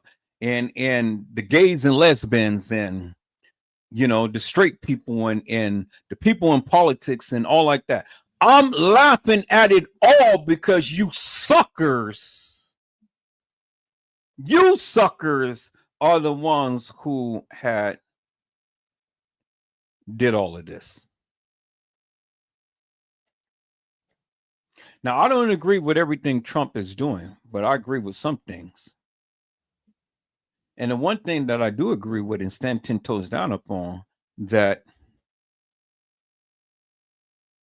marriage is between a man and a woman. Repeal that shit. Shut that goddamn department down and bring it back to where it's just only a man's bathroom and a woman's bathroom. I want to be able to go and take a leak in peace and not having to worry about if somebody, some woman is up in there or some man is up in there and thinking I'm a fresh piece of meat. This world is going crazy, peoples. Now you guys can do what you want to do and stuff. I mean, if you like to lick kitty and suck booty and do all of that crazy madness and stuff, that's up on you. Change this goddamn thing to where they can be able to go and parade for a whole goddamn month. Pride Month. What the fuck is that? Pride Month. So they get a goddamn month, and I'm heterosexual. Well, what about heterosexual month? What about straight month? Can we get a straight month? Can we have a month to where we don't have to deal with all of this bullshit?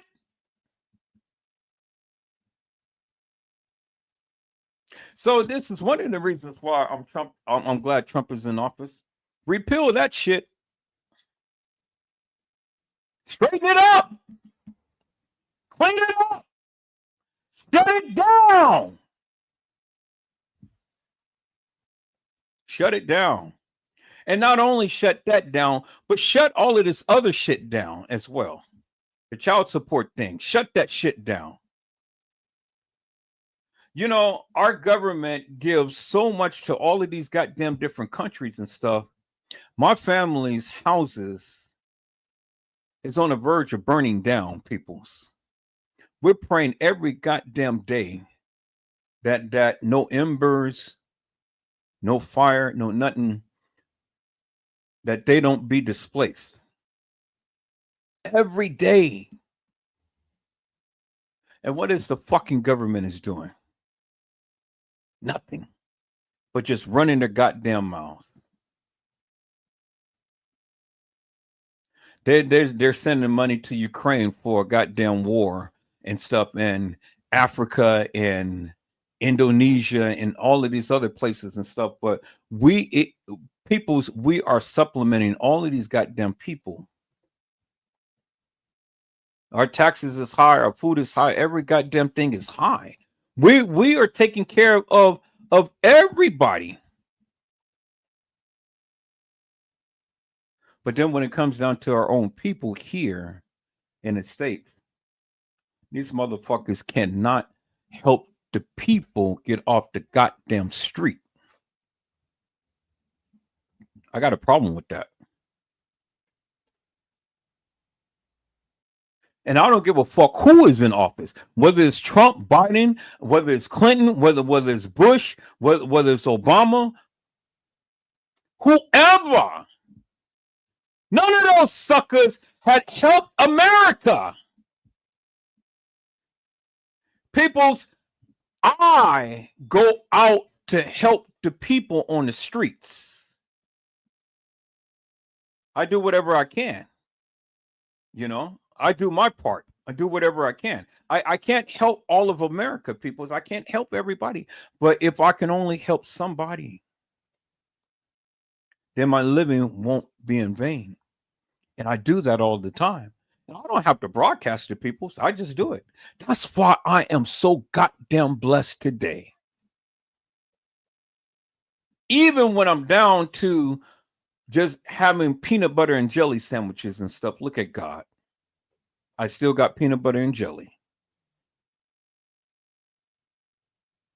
Look at God. You know, I ain't never had to taste homelessness of being out on the streets. Never had to do that, peoples. Never had to do that. Never experienced that. But I see the plight every day, and it pisses me the fuck off because our own government ain't trying to do shit. So fuck them all, every last one of them. So if Trump is in here shaking shit up, shake up it all, shut it all down, and let all of these suckers get a taste as to what these people have to endure on a daily basis.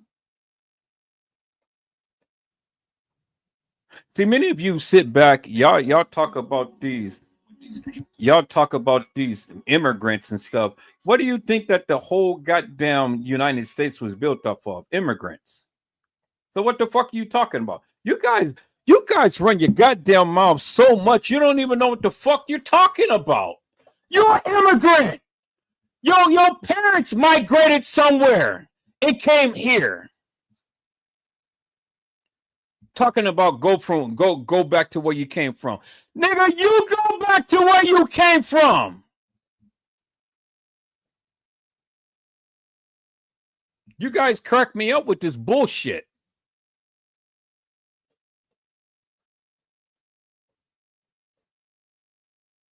You better be goddamn happy that these people come on visas to come and work in the fields somewhere where you don't even want to work.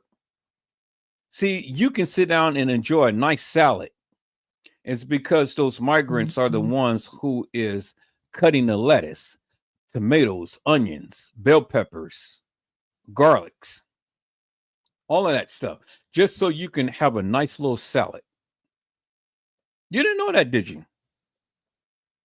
You did not know that California is a very good agricultural state. We produce a lot of fruits and vegetables here. Somebody has to work out in the goddamn field. Who's going to work out in the field? If everybody is being sent somewhere and they can't come on a visa to. Now, I get it. If you come over here illegal, I get it. I get it, you know. But the people who did the right thing and got the visas to come and work out into the fields and then come on back to their country and things. God damn it. Why can't they come and at least make a decent living? You know?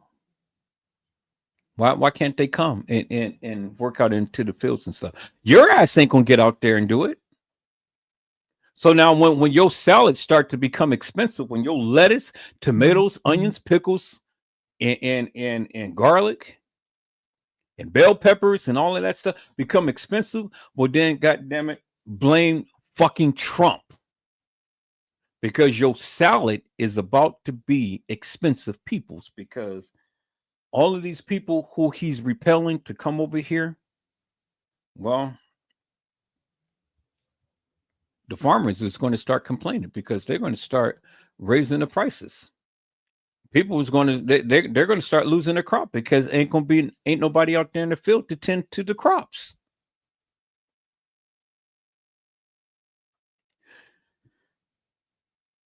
See, you got to understand, people.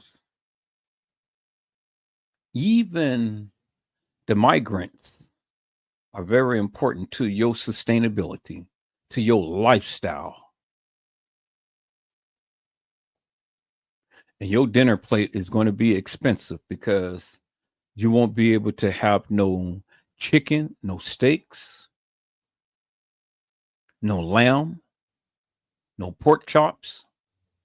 You ain't going to be able to have nothing because there ain't going to be no migrants here to tend the fields, tend the cows, tend the pigs, tend the chickens, gather up the eggs and slaughter the bacon, feed the cows and all this stuff.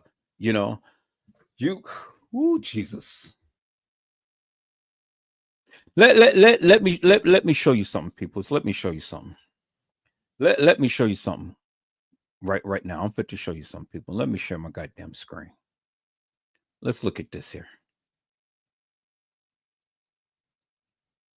According to Customs and Border Protection, this disruption started at about 1:30 on Sunday, and this happened at the Paso del Norte Bridge in El Paso, Texas. Now, this connects El Paso to Ciudad Juarez, Mexico, and CBP says that they deployed physical barriers to stop this attempted mass entry into the United States. Why are we seeing this right now? Well, you probably remember the immigration policy towards Venezuelans changed in October, and since then there's been a swelling of Venezuelans in Ciudad Juarez on the Mexican side. According to Customs and Border Protection, this just y'all see that, people? It's all of the goddamn immigrants trying to get over here. Did y'all see that, people? Let's take a look at let's take a look at this here, people.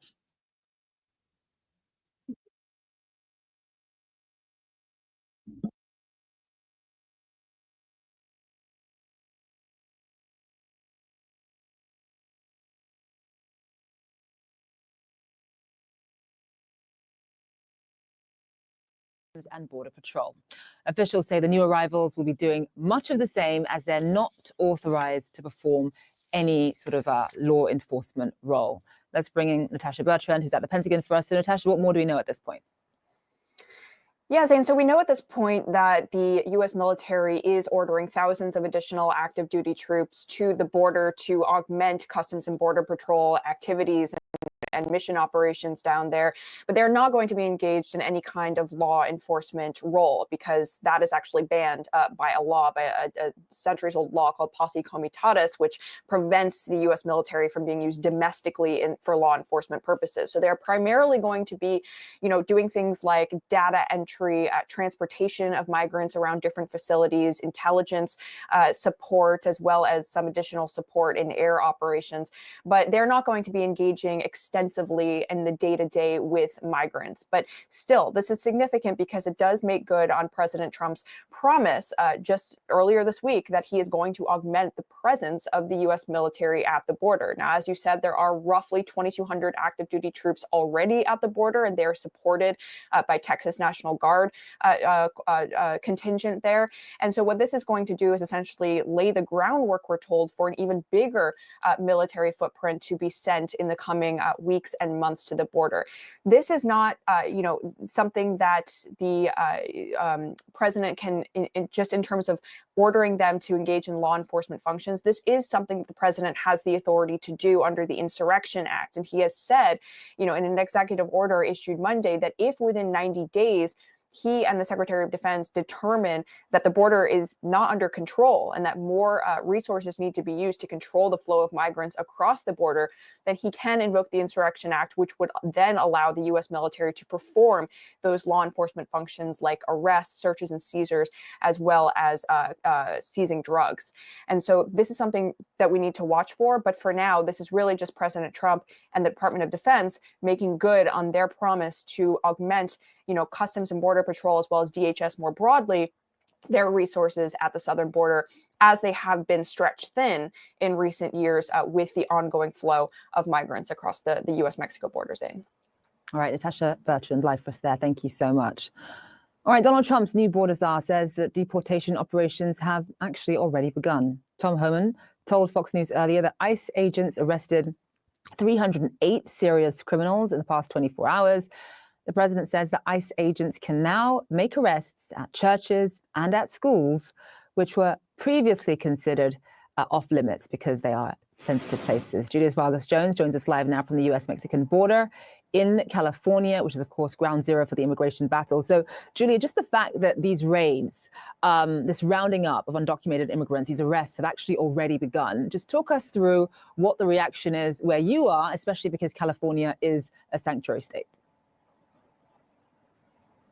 Yeah, exactly, Zane. Look, people are scared. We're talking to folks who are saying it's fear and uncertainty. That's what's being brought here, both for people who are in the immigration system. So folks who are already in the process, who have a piece of paper, Zane, that says that they can stay in the United States through their immigration process. They are quite fearful at this point because they don't know what will happen. There's just been so many changes. And yes, California is a sanctuary state. It's also home to dozens of sanctuary cities. But at this point, people don't know, and officials here don't know. People who work with migrants don't know what will come of this. There's just been too much so quickly. We spoke yesterday with a family from Venezuela who came over and who said, look, yes, we got our appointment for asylum. We had our initial interview, but we don't know if this program will even be standing by the time that we get to the end of this process. And another thing that happened that I think is important to note is that these organizations along here, the southern border in California, who have been working in partnership with federal authorities like Catholic Charities, which we visited yesterday, and we spoke with the CEO, who told us, look, they're saying they're not going to release migrants to our care any longer. So it raises a lot of questions of what will happen to these people. He said to us, they've since 2021, once the Remain in Mexico policy was lifted and migrants started to be able to stay in the United States while they waited for their date in court, they have been key to helping about 400,000 people to get on their way in the United States to make it to their date in court. And now where will they go? Will they be held in detention centers here in the United States? Will they be dropped off in these cities across the U.S. border to be on their own, or will they be told to stay in Mexico? All of this just adding to the uncertainty, Zane, that we're feeling here at the U.S.-Mexico border. President Donald Trump's promise of mass deportations in the U.S. is causing panic and anxiety among immigrant communities. His administration issuing new directives, including one that allows immigration authorities to arrest people near and inside places previously considered off limits, and that includes schools and churches. CNN's Ed Lavandera visited one Texas city that's now preparing for raids. Good morning, Cactus Elementary! Every school day at Cactus Elementary starts like this. Moments of patriotism and reflection with a high-energy dose of inspiration from Principal T.J. Funderburg. You do that every morning? Yes, sir. When I looked out on the student body this morning, I mean, it's quite something to think that we're in the Texas Panhandle, and that's what your student body looks like. It's always very eye-opening to people that come here. We've got 13, 14 different languages, all these different cultures represented. And yeah, we're up here in the heart of the Texas Panhandle. Everybody think it'd be farm and ranching country and kids in cowboy hats, and we've got just about a little bit of everything. The population in Cactus, Texas is about 3,000 people, but the diversity is staggering. There's an African restaurant, safari restaurant and halal meat. There's an Asian grocery store. There's a Mexican butcher shop. There's a Guatemalan grocery. There's also an Islamic center. What draws so many immigrants and migrants here to a community like this is the work, and it is brutal, backbreaking work. There is a meat processing plant that runs 24 hours a day. There are dairy farms that run nonstop. These are the kinds of jobs that the United States economy and food supply rely on every day. It's also the kind of work that only immigrants, by and large, are willing to do. There are towns like Cactus, Texas, all over the country. And with President Donald Trump promising to carry out mass deportations, A sense of fear and uncertainty looms over these streets. What are you hearing specifically from people? They're scared. They don't know if they're gonna be able to stay here. You know, a lot of them have been here for decades. They've built their lives here. Their kids are here. You know, everyone they know is here. Elizabeth Oliveros grew up in Cactus, the daughter of immigrants who became citizens and earned their living working in the city's meat processing plant. She went away to college, became a lawyer, and moved back to Cactus to work as an immigration attorney. And if there were to be mass deportations here in this city, what would happen to it? It'd be quite empty. I think there's a lot of people here that don't have status that keep a lot of the businesses, the smaller businesses around here running. So if immigrants leave, I don't know where they're going to find workers as hardworking as some of the immigrants. As we walked the streets of Cactus, it was clear that most residents, regardless of their immigration status, didn't want to speak with us on camera, and especially didn't want to talk about President Trump's deportation dreams. You know, I don't like politics. I don't like. The fear among many in this town and other agricultural communities across the country is that vital food production would be paralyzed and communities torn apart. The meat processing plant here says it only hires people authorized to work. Under different management in 2006, the plant was raided by immigration authorities. About 300 people suspected of identity theft or being in the country illegally were detained, many of them deported. Elizabeth Oliveros remembers the day clearly. I was in elementary school, and I remember they had to keep us because they didn't know how many of us, our parents were gone. And a lot of my friends, their parents were gone. Wow. They got deported. 9. The children at Cactus Elementary are mostly oblivious to the political storms brewing outside these school walls. Principal TJ Funderburg is bracing for whatever comes next. It's just the unknown that scares me to death. He says as many as half the kids in the school could have undocumented family members. These are the kinds of places where the reality of mass deportations could play out. To the people who are going to be making these decisions about deportations, whether it's mass deportations, just broad or targeted, what's your message to them? Just, I mean, come talk to me. come meet these kids. I know there has to be rules, there has to be checks, there has to be balances, but it can't just be paper. This community of people that have come together, that are here now from all these different countries, all these different places, we can do amazing things.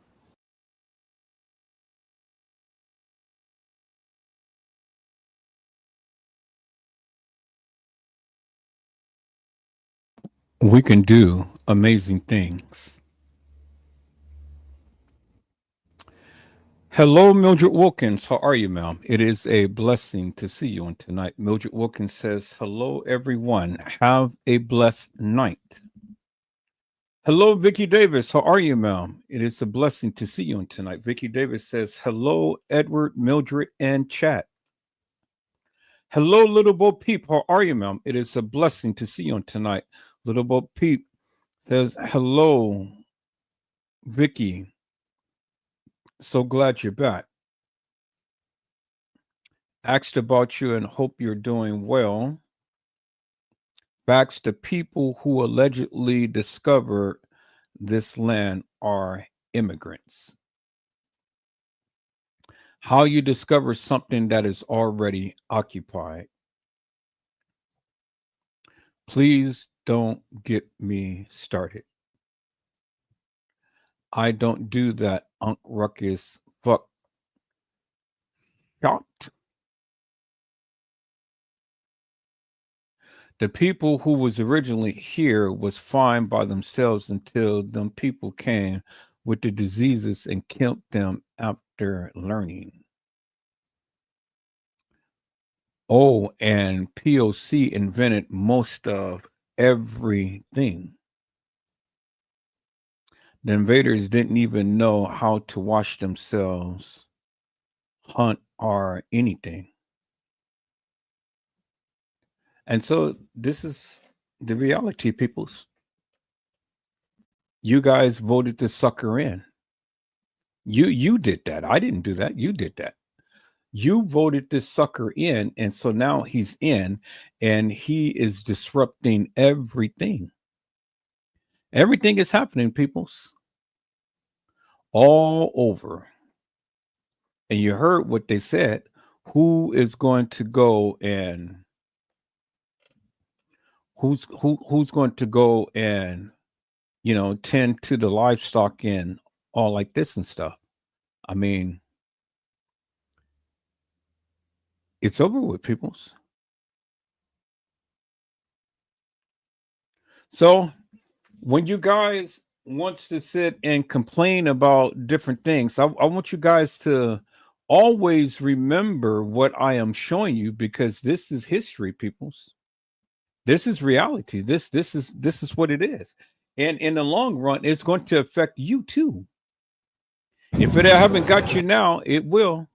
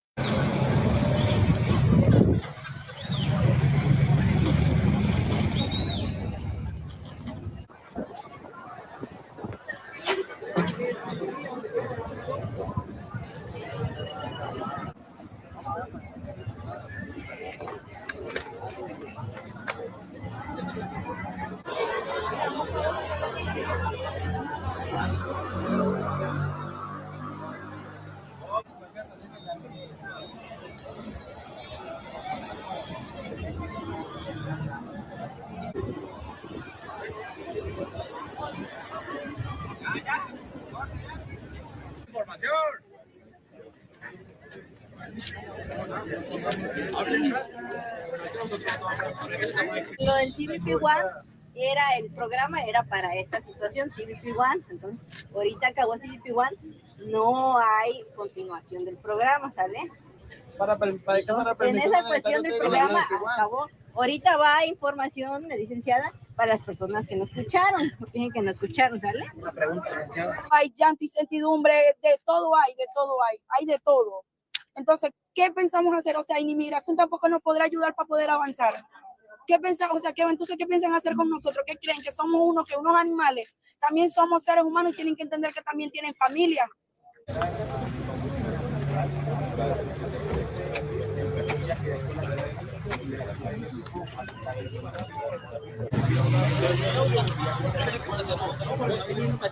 Now, you guys go invade their country. You go and take vacations in their country. No da porque aquí estamos frenados, no podemos hacer nada. Entonces necesitamos una respuesta de inmigración lo más pronto posible porque hay una necesidad. Hay una necesidad.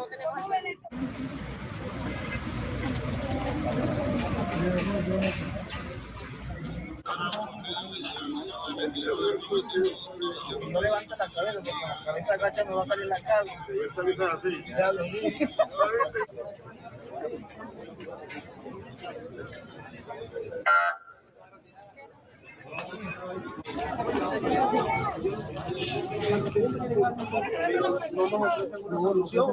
No nos ofrecen una solución, entonces quieren que nos quede.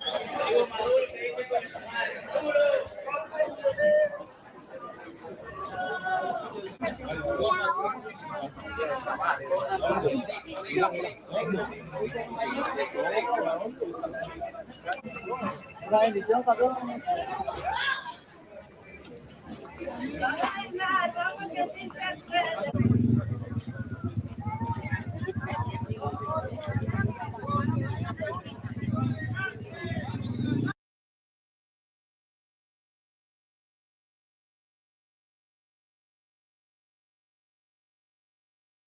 How is all of these people paying their cell phone bills and stuff? They're coming with their cell phones and they're videotaping on their cell phones and stuff. How are they paying their bills? Are you guys going to go to their country, Venezuela and Puerto Rico, Mexico, Jamaica, Indonesia? What do you guys think? Do you guys think that this is right for what is happening Did you guys see all of these people at that border? Everybody, they want to come in, peoples. They want to come in. And they don't give two rats' asses what Trump says. They're going to come back. And they're going to come back. And they're going to come back.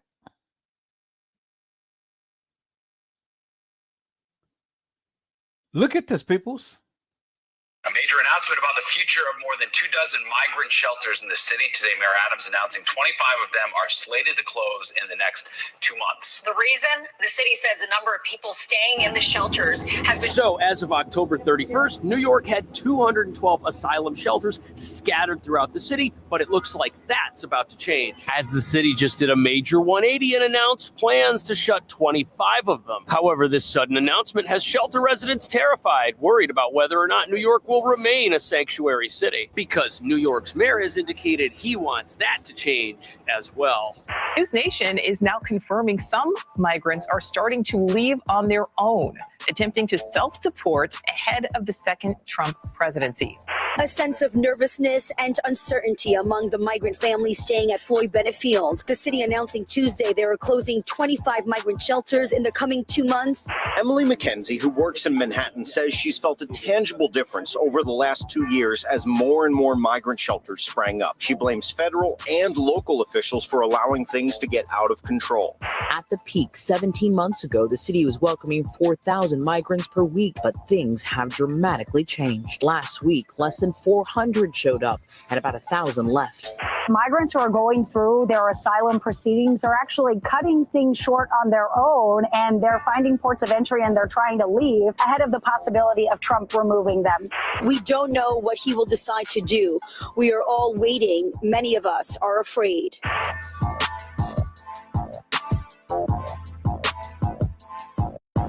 So the asylum crisis in New York is changing in ways nobody could have predicted. But what you're not being told is that although a majority of New York State residents say they support President Trump's immigration plans, New York City's progressive city council does not. And this city is about to become a battleground where a civil war of sorts over immigration policy plays out, as the mayor tries to carry out policies the majority now say they're in favor of without the approval of local lawmakers who are proud of our sanctuary city status and will stop at nothing to make sure it survives long into the future, even if it doesn't actually help people. Because law-abiding immigrants, which include asylum seekers with a legal right to remain in America while their court case plays out, do not benefit from a sanctuary city. They can reside anywhere they want without fear of deportation. But that's not the case for gang members, criminals, terror watch list suspects, and anyone else the federal government has ordered to leave the country but has refused to do so. And with rising crime sweeping over our city, where sanctuary policies allow unknown numbers of Tren de Aragua gang members to reside in our shelters, more and more people are realizing what a bad deal sanctuary city status is for everyone who's not a criminal. And that brings us to the real reason why our shelters are now shutting down. They're failing in their mission to help people, as many of them are dangerous, and the number of asylum seekers traveling to New York who even need a shelter has dropped drastically. And we're now at a point where more people leave our shelters and our city than enter it. A surprising turn of events, considering the president, who's promised to overhaul U.S. immigration policy, hasn't even taken office yet, and our border policies haven't changed a whole lot in the last few months. And as you're about to see, that's causing some people worried about future deportations to pack their bags and leave New York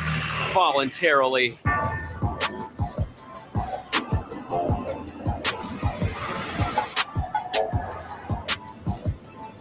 Peoples, this is so your right reality. over here, this is the Row Hotel. It's one of the city's shelters reserved for families. It's got over 1,000 rooms, and it's not one of the facilities that is on the list to be shut down. However, activists are saying that since New York City maintains two separate shelter systems, one for asylum seekers and one for homeless individuals who are not here seeking asylum, that it probably should be shut down because it may put people at risk for deportation, because a place like this is highly visible and federal agents could set up shop around here and carry out plans they say our sanctuary city policies were designed to stop. We think it's safer for clients to be in Department of Homeless Services shelter sites rather than to be in these very publicly known sites that are just for new arrivals, putting them at risk potentially for ICE to find them. So you could see the entrance to this shelter right here behind me, and activists, they make a good point. If these two systems, the shelter system for asylum seekers and other individuals, remain separate, the federal government, if it tries to carry out a deportation agenda, will have an easier time of it. They would prefer new arrivals to live among the general homeless population, which would make it harder for federal authorities to locate them. But what they don't understand is all that's going to do is protect criminals, some of whom are gang members residing in these very same facilities. They're not making the world a better place. But the problem for those criminals is if they live in highly visible locations, it's going to be very easy for the federal government to track them down. If they don't leave and go into hiding, which there is speculation many are doing, if they think a deportation program might be a problem for them. Think about that. Why would you stay in a place that has been reported as possibly housing those who might be involved in criminal activity after the new president takes over, while the mayor is trying to roll back sanctuary city policies that you might have been benefiting from? And the way those policies work now is that police are not allowed inside these facilities. Yes, there's a police car parked out front, but that's as close as it can get. And if the police think there's criminal activity taking place in one of these facilities, they can't just go in and try to put a stop to it. No, they can only go in if they've got a specific warrant for a specific individual. And with as much press as all of this shelter-related gang activity is getting, you can bet that when things transition to a new president in the near future, the way the asylum shelters here are monitored will probably change. And if people are smart, they'll leave on their own before that happens, and some of them are. But the whole reason we're even having this conversation is because for the last year, New York was America's sanctuary city capital, and over 220,000 people have come through here because of our generous right to shelter rules that will house anyone who asks. But because our shelter system doesn't do any background checks, this has allowed criminals who are not well-meaning to sneak in to these places and start ruining the lives of their fellow immigrants. But even though the city council is against the mayor's plans to make any changes to the way things work around here, recent polling suggests that a majority of the electorate might be behind such changes that would get criminals out of our city who are potentially dangerous. And the reason that matters is because next year there's going to be another election in New York. A majority of New York voters, 54 to 35%, say that they think the state should support President-elect Donald Trump's efforts to deport migrants living here illegally. That includes 87% of Republicans and 54% of independents. Democrats disagree, but not as strong as some might anticipate. So two things should become very clear from this. First, New York's sanctuary city policies, those are now seen as bad news by a majority of people who live here. And second, a majority of people seem to be in favor of a plan that would remove criminals from our city and make it safer. Now, this news report goes on to discuss how, from a numbers perspective, the asylum crisis has actually improved. There are less asylum seekers in the city's care now than there have been in a long time. But that's not what people are concerned about. They're concerned about gang activity. They're concerned about rising violence. And it makes sense that that has lagged behind the numbers related to the asylum crisis. And that's because when the asylum crisis here began, you didn't immediately have gang activity. It took time for gang members to infiltrate that system and come here and start recruiting and setting up their operations, and then to get the tools and the resources they needed to go out and commit crime. And now we're seeing that all over town. We're seeing it in middle-class neighborhoods with criminal activity all over the sidewalks in some places, with people being forced to sell stolen goods right on the side of the street. But as this article discusses, shutting down shelters will not get rid of gang activity here because this is still a sanctuary city. And as long as those laws remain, New York will be a magnet for people who want to hide from the federal government. They just might not want to do it inside of a very visible, prominent facility like this. Darimar Almanzar came from Venezuela with her 2 sons and partner 3 months ago. She says she was just notified that come January 15th, everyone here will be moved. We don't know what he will decide to do. We are all waiting. Many of us are afraid. The city's lease with the federal... So here we've got interviews with 2 shelter residents. First, we've got a woman who's upset and kind of scared because she and her family might be relocated to another facility. And then we've got this man who says that he's afraid because of him probably referring to the incoming president. But why would someone be afraid of the incoming president if they're here in a law-abiding capacity? If someone is not here in a law-abiding capacity, they might have something to worry about. But if they're here and they're doing the right thing and they're not part of a gang, then they shouldn't. However, there's speculation that not everyone who's come here and applied for asylum has done so in a legitimate manner. And there could be people who have a feeling their claim is going to get denied. And those could be people who are potentially nervous about new plans. But the woman, she's currently living in one of the tent shelters. Her life is actually about to get better if the city relocates her. She's living at the Floyd Bennett Field facility, which nobody wanted to live in when it was first opened and which activists protested was inhumane. It's literally a system of tents out on an old airfield. Nobody wants to live there. It floods. New York City's Randall's Island tent shelters have a similar problem. Those are in the process of being closed as well right now. And if people end up getting relocated to facilities like this hotel, which are cheaper for the city to operate, they won't have to live in a tent in a field anymore. And if any criminals living in a place like this are also removed from it, the place will be better equipped to benefit those who it was designed for. But now, And see, peoples, this is your reality right here. This is what's actually happening. This is the reality of America right now. This is exactly what is going on, peoples, right now in America. And for what, peoples? You know, see, look at this. Let's take a look at this, peoples.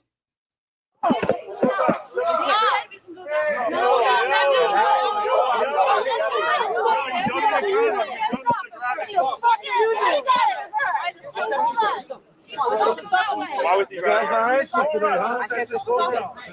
Let's go. If you guys interfere, you will get arrested. There's no one day without putting your fucking hands on him. Let him go. Let him go. Just go back behind the back. You are actively committing a crime. It is a code blue. What you are doing is illegal. People are fucking crazy.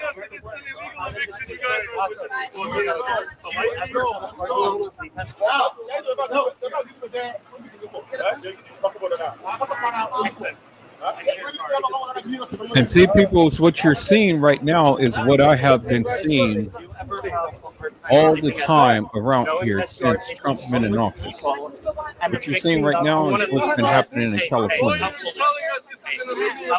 Now, what does America look like? Because look at all of these people. These people look like foreigners. The police officers. They're not. Are they from originally from the States? You know, because they look like foreigners that immigrated from here.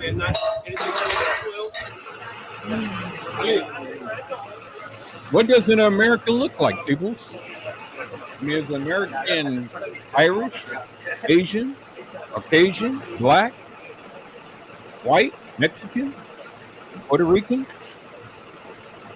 What does an American look like, peoples?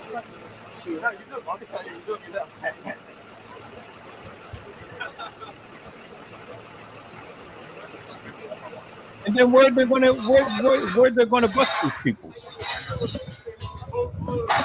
This is so sick and crazy. I mean, you know, it's funny because they're spending millions and millions of dollars to have all of these officers and stuff round all of these people up just only for them to come back. And so if they succeed in deporting a lot of people, well then, like I say, how are you going to make your salad, peoples? Because there ain't going to be nobody here to fill the food. So your salad is going to be just as expensive. Give it a couple of days or give it a couple of weeks and stuff, people. Then watch. You're going to start feeling it big time. Because all of your food and all of the clothes and everything that you guys have literally have enjoyed and things. government to help us. I said it's not going to be because Find a house of the simple fact that all the shelters are the your same. It's not, there's president, no difference. Even Donald it's like Trump, Hall Street or like Jefferson is the same.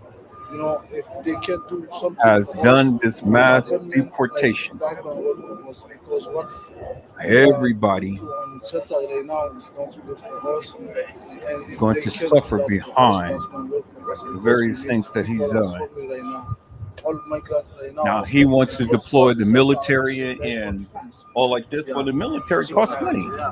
He's talking about, he's supposed to be talking about saving money, but it costs money.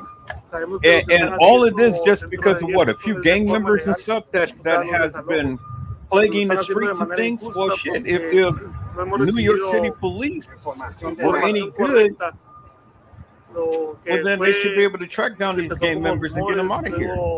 But even if they get them out of here, then they're just going to come back and wreak havoc again. So, I mean, I'm sitting here laughing at all of this stuff that's taking place, people, but they're going to come back. So what if Mexico says, look, we're not going to have all of these people over in our country, and so we're going to ship them right back over to the United States. Then what are they going to do?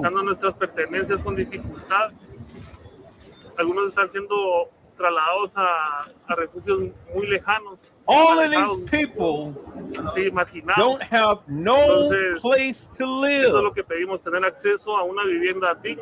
And everybody just can't be in Mexico, people, because it takes time and it takes money to care for all of those people. So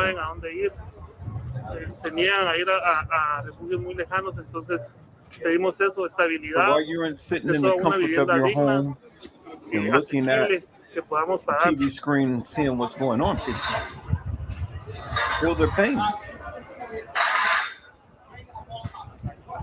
All of these rich people and stuff, I'm sure that they got some immigrants in there cleaning their houses and stuff. They ain't saying anything. Good morning, everybody. We're here in the frigid cold. There's another New York City shelter that is kicking out migrants into the freezing cold today. We're here on behalf of the community that has been helping to feed and help out many of our migrant friends. We call them compas, to humanize them. If anyone's willing to donate luggages, we'll be here at the corner of Flushing and Jefferson. You can also donate to Food Fight BK at Venmo. That's Food Fight BK on Venmo, correct? Yes. And we're going to hear from some directly impacted folks, as well as some translators, about the way in which our compa friends have been at the very last minute last night told that they had to leave the shelter. So what are you going to do, where they have people? been Are you going to give for up? The past couple of months? Are you going to throw in the towel, or are you going to We've seen this before fight? at locations such as the Watson. The city is closing a lot of the migrants. And then if you fight, what are you fighting for? To keep the people here? To feed them? To house them? Or do you want them all to go back?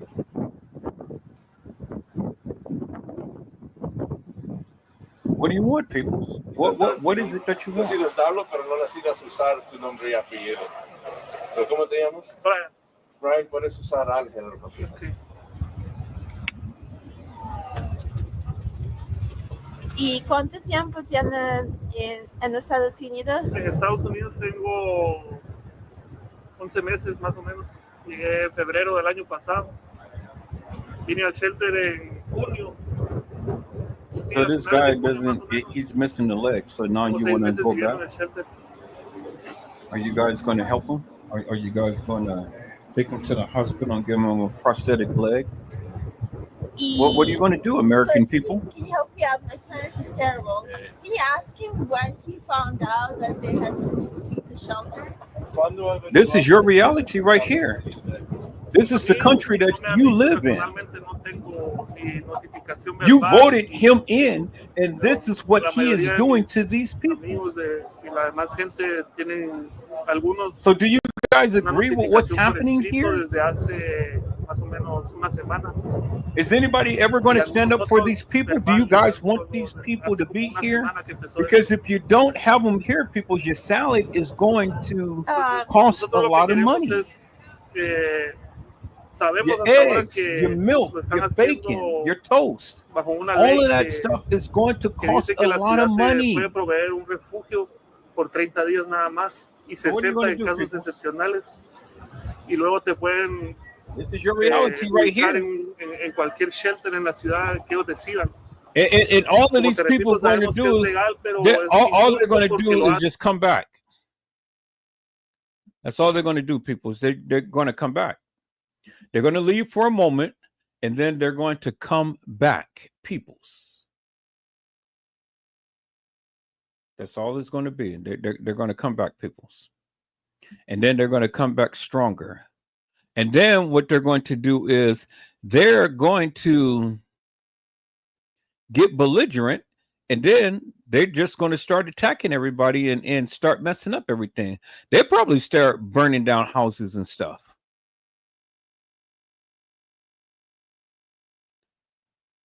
You know, there's only going to be so much that the people are going to take. It's only be so much, peoples.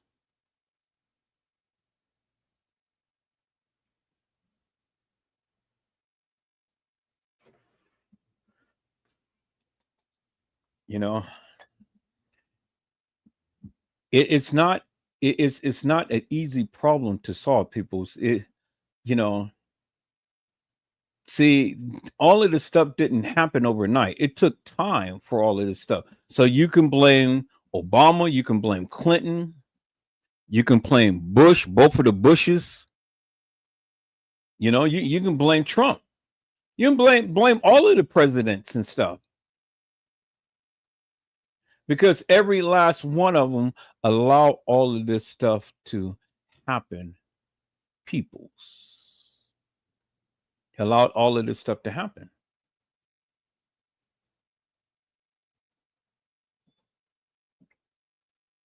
And it's not going to get any easier, peoples.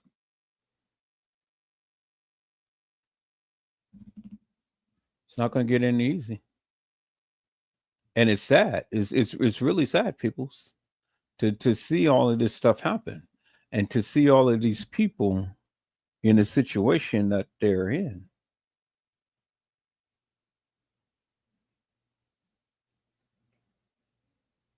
Do you understand what I'm saying, peoples? It's really sad.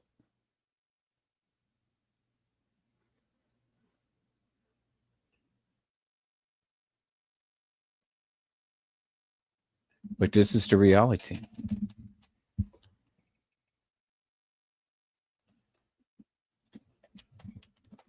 Now, see, the government can't keep all of these people out. They can try. And all of this money is just going to go for all of these people to try to keep them out of here. But they're going to keep coming back. They're going to keep coming back, and they're going to keep coming back, and they're going to keep coming back, peoples. You know. So, yeah, the people, they leave for a moment, but then for every 5 or 10 that leaves, 100 is coming back.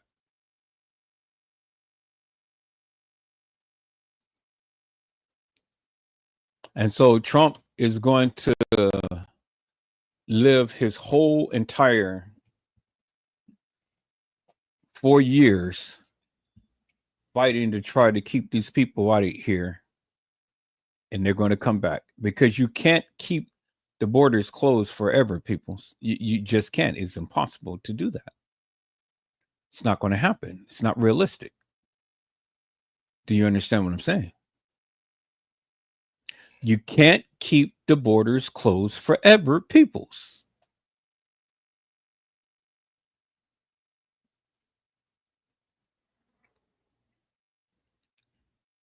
And that's the sad part.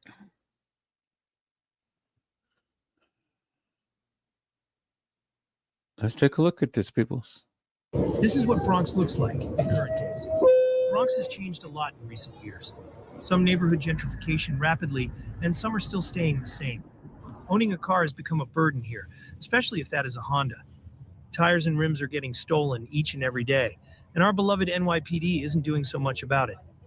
Rent prices are going up and up, even though living standard hasn't improved. So watch the walking tour of Bronx and leave your feedbacks.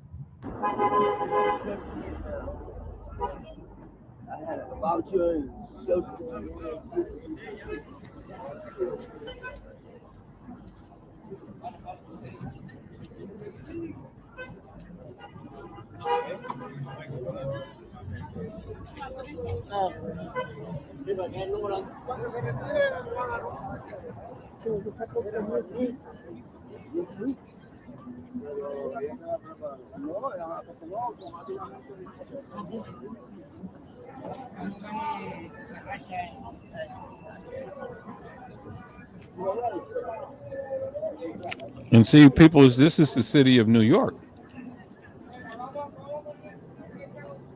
Well, where's all of the crime and stuff happening? All it is just people just hanging around.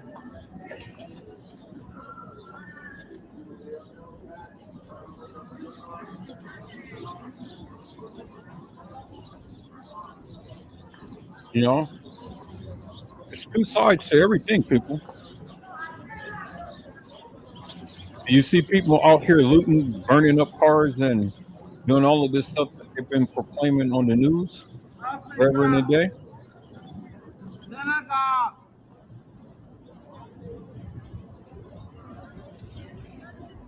The thing is, people, you guys can sit and complain about everybody and everything and stuff, but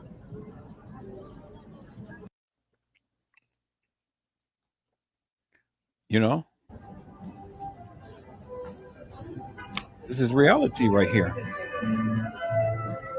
Look how peaceful these people are. Look, all they're doing is just walking, minding their own business.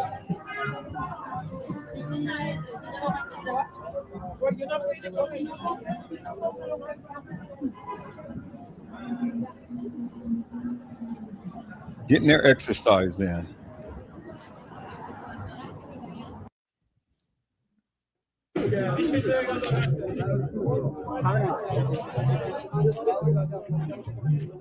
Where's all of the looting and rioting and things like that, people? You don't see it.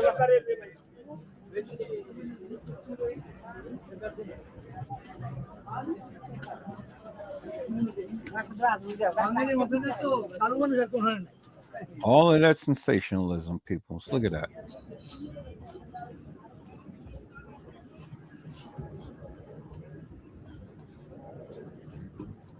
See, all of this is not happening everywhere, people, as you can see.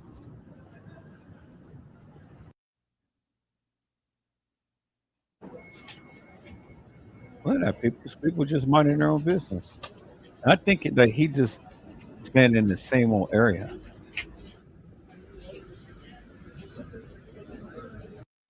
I think he's standing in the same old area and just consistently walking around and things.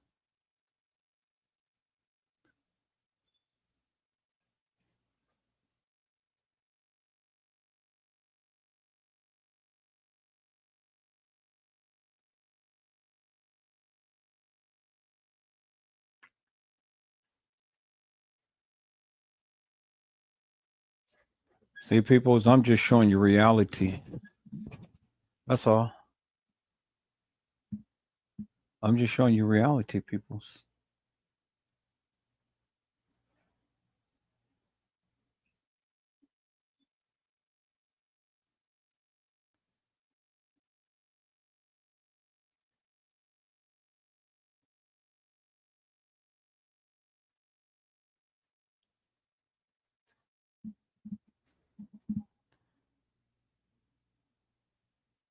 All of this ain't like what it seems to be.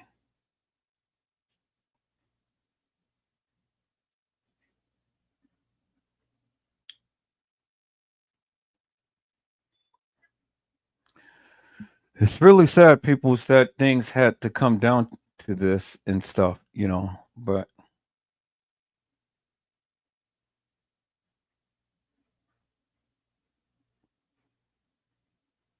so why aren't the news showing you everything, people? Why aren't they are being selective in the things that they show?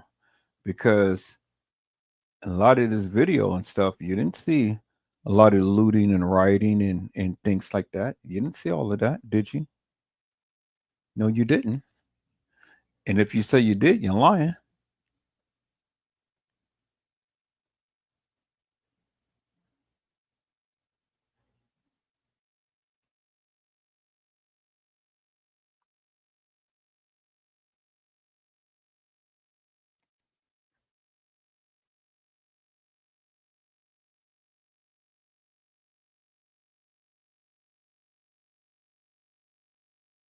All right, so let's hit the news real quick and see what's happening in the news.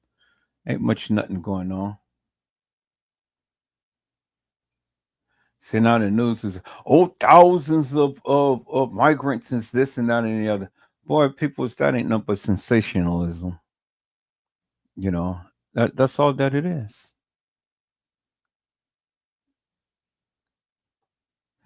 He really think that he's doing something, but he's not.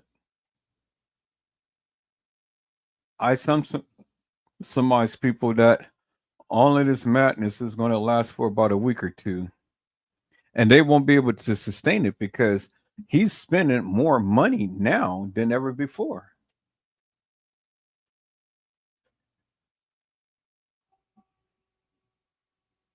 So this is why the news ain't covering everything, peoples, as you can see. You know, this is why the news is not covering it. So where's the mass deportations and stuff like that? Why isn't the news not covering it? Now the some people is covering it, but why aren't the news not covering it? Hmm? Ask yourself the question, peoples.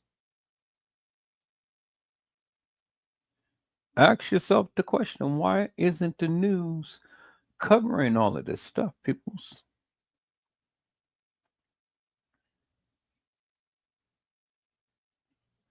You would think that all of that stuff would have been headline news, but not even the news is covering it, peoples.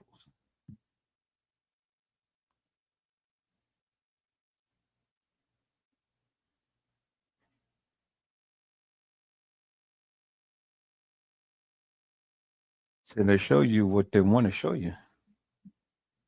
That's it.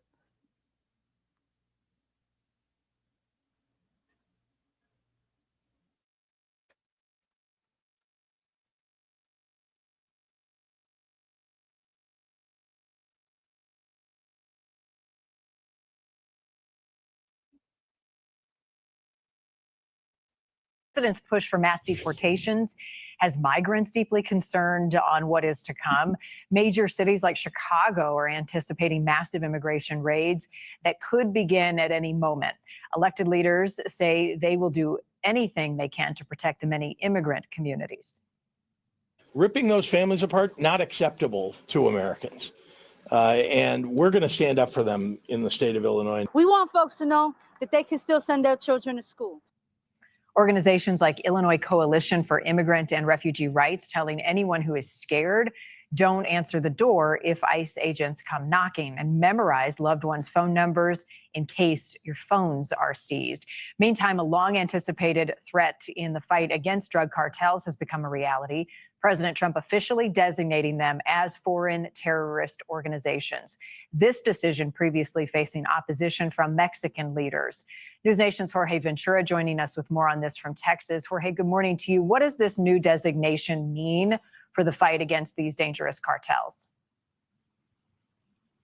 Well, Marnie, good morning. Now, with this designation, Mexican cartels now will be joining a list of foreign terrorist organizations like Al-Qaeda and ISIS. It is a move that can actually make it politically easier for President Trump to send U.S. troops to Mexico without the approval of Congress. Now, this designation will target criminal organizations like the Sinaloa and the Jalisco New Generations cartels, which are involved in human trafficking, violent crimes, but also fueling the fentanyl crisis here in the United States. Now, under U.S. law, this designation does allow the U.S. government to freeze cartel money, ban travel, and punish anyone helping these criminal groups. Officials say that Mexican cartel operations across the border threaten U.S. safety and security. Now, Mexican leaders, including former President López Obrador and President Sheinbaum, are opposing the move, fearing that it could justify U.S. military action on U.S. soil. And when asked whether U.S. forces could be sent to Mexico when he was signing those executive orders, Marnie, Trump did say that it could happen, right now, we'll just have to wait and see, Marnie. Jorge, are there other groups that are targeted under this designation, or is it solely focused on the cartels?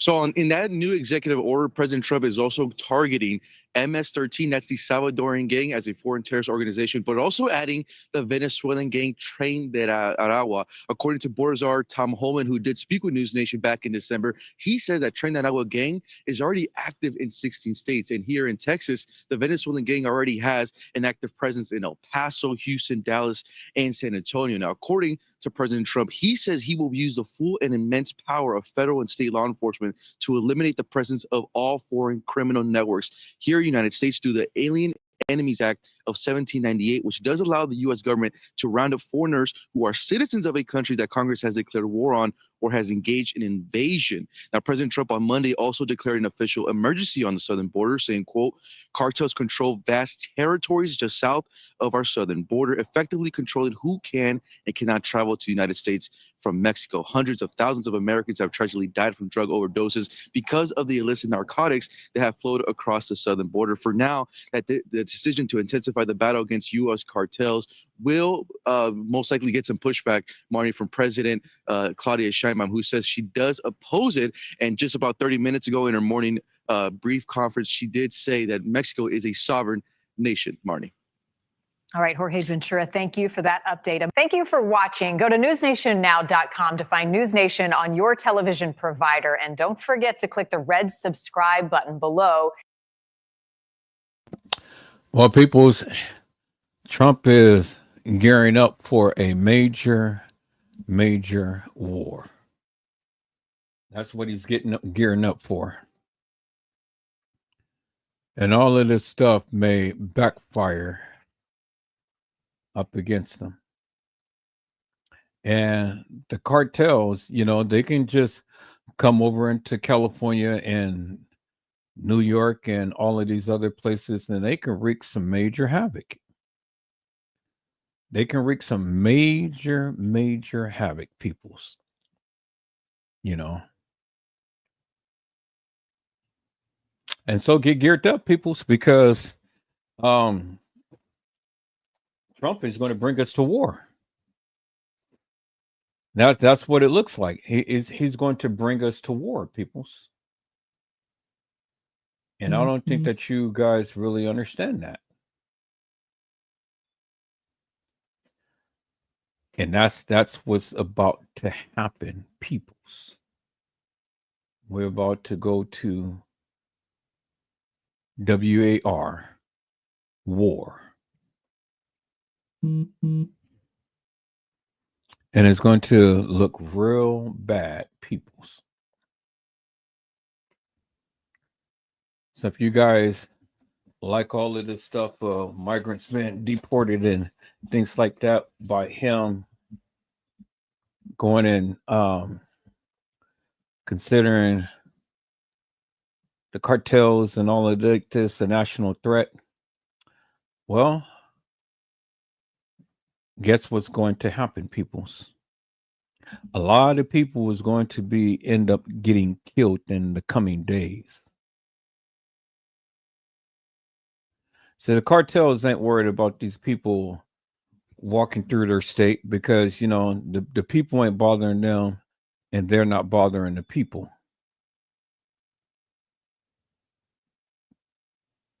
But see, what's going to piss them off is the president messing with their money.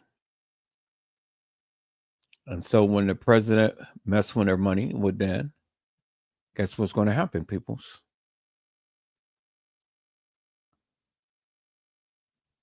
Guess what's going to happen, peoples?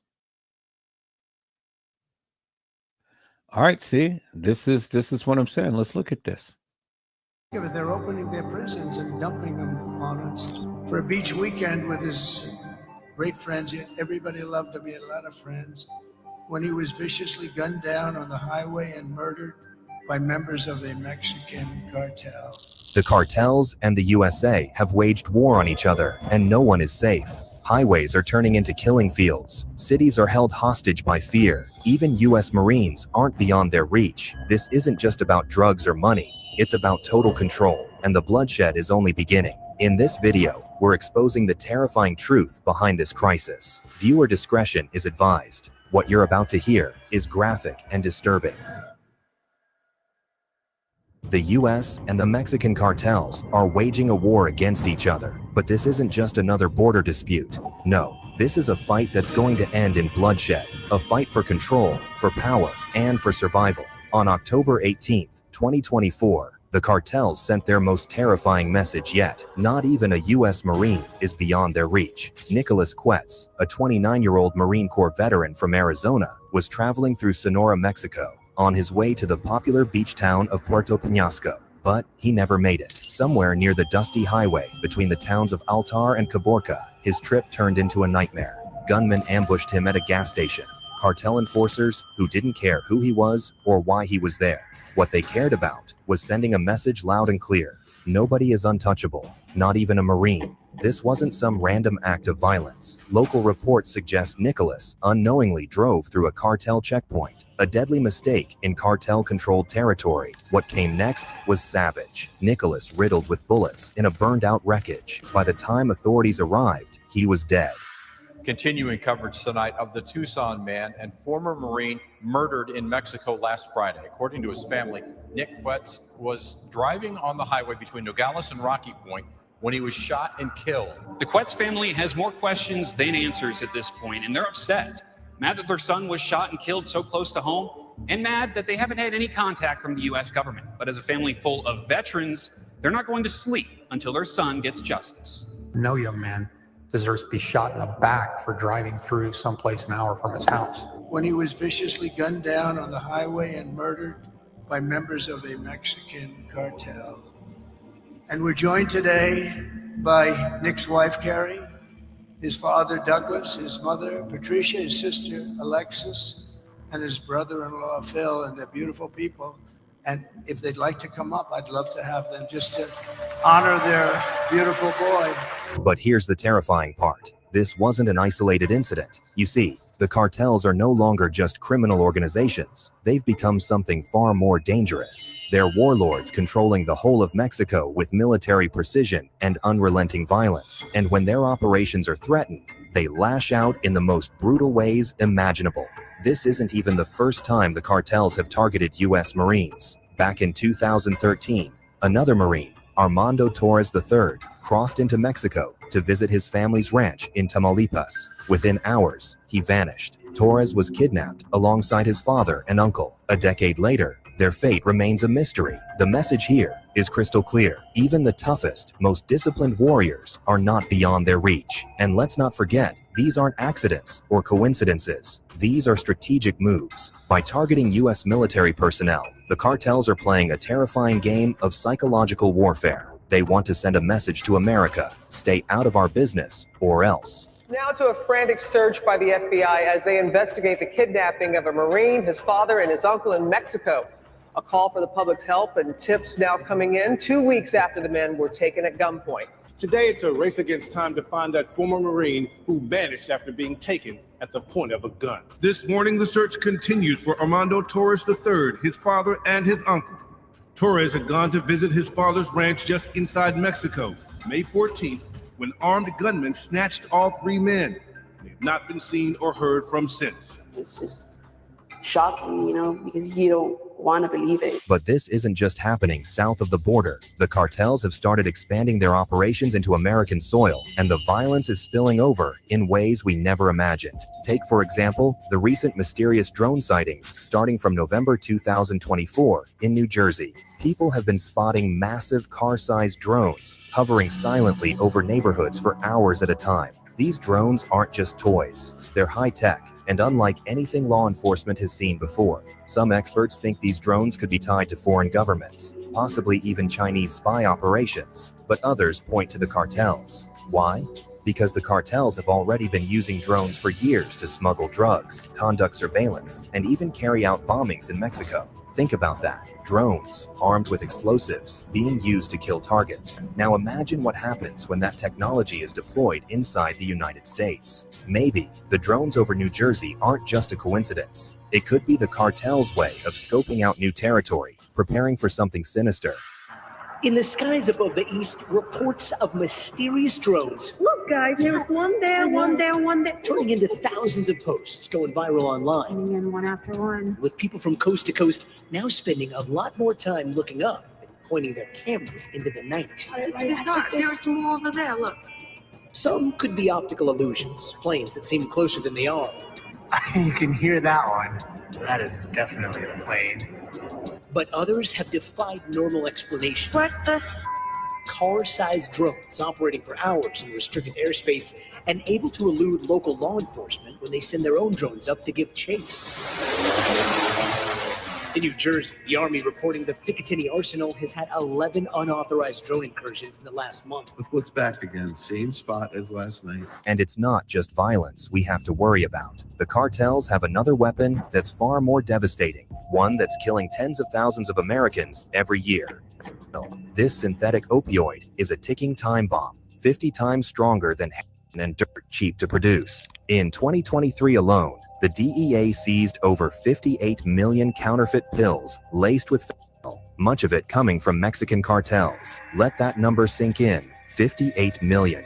The cartels don't care who dies. To them, it's just business. Every single pill that crosses the border represents pure profit, and the US is their biggest market. But the price we're paying is staggering. Over 70,000 Americans died from synthetic opioid overdoses in 2022, and the numbers keep climbing. And the scariest part, the cartels are getting smarter. They're hiding fentanyl in everything, from rainbow-colored pills designed to attract kids to shipments of legitimate goods like avocados and car parts. Every package that slips through the cracks means more lives lost.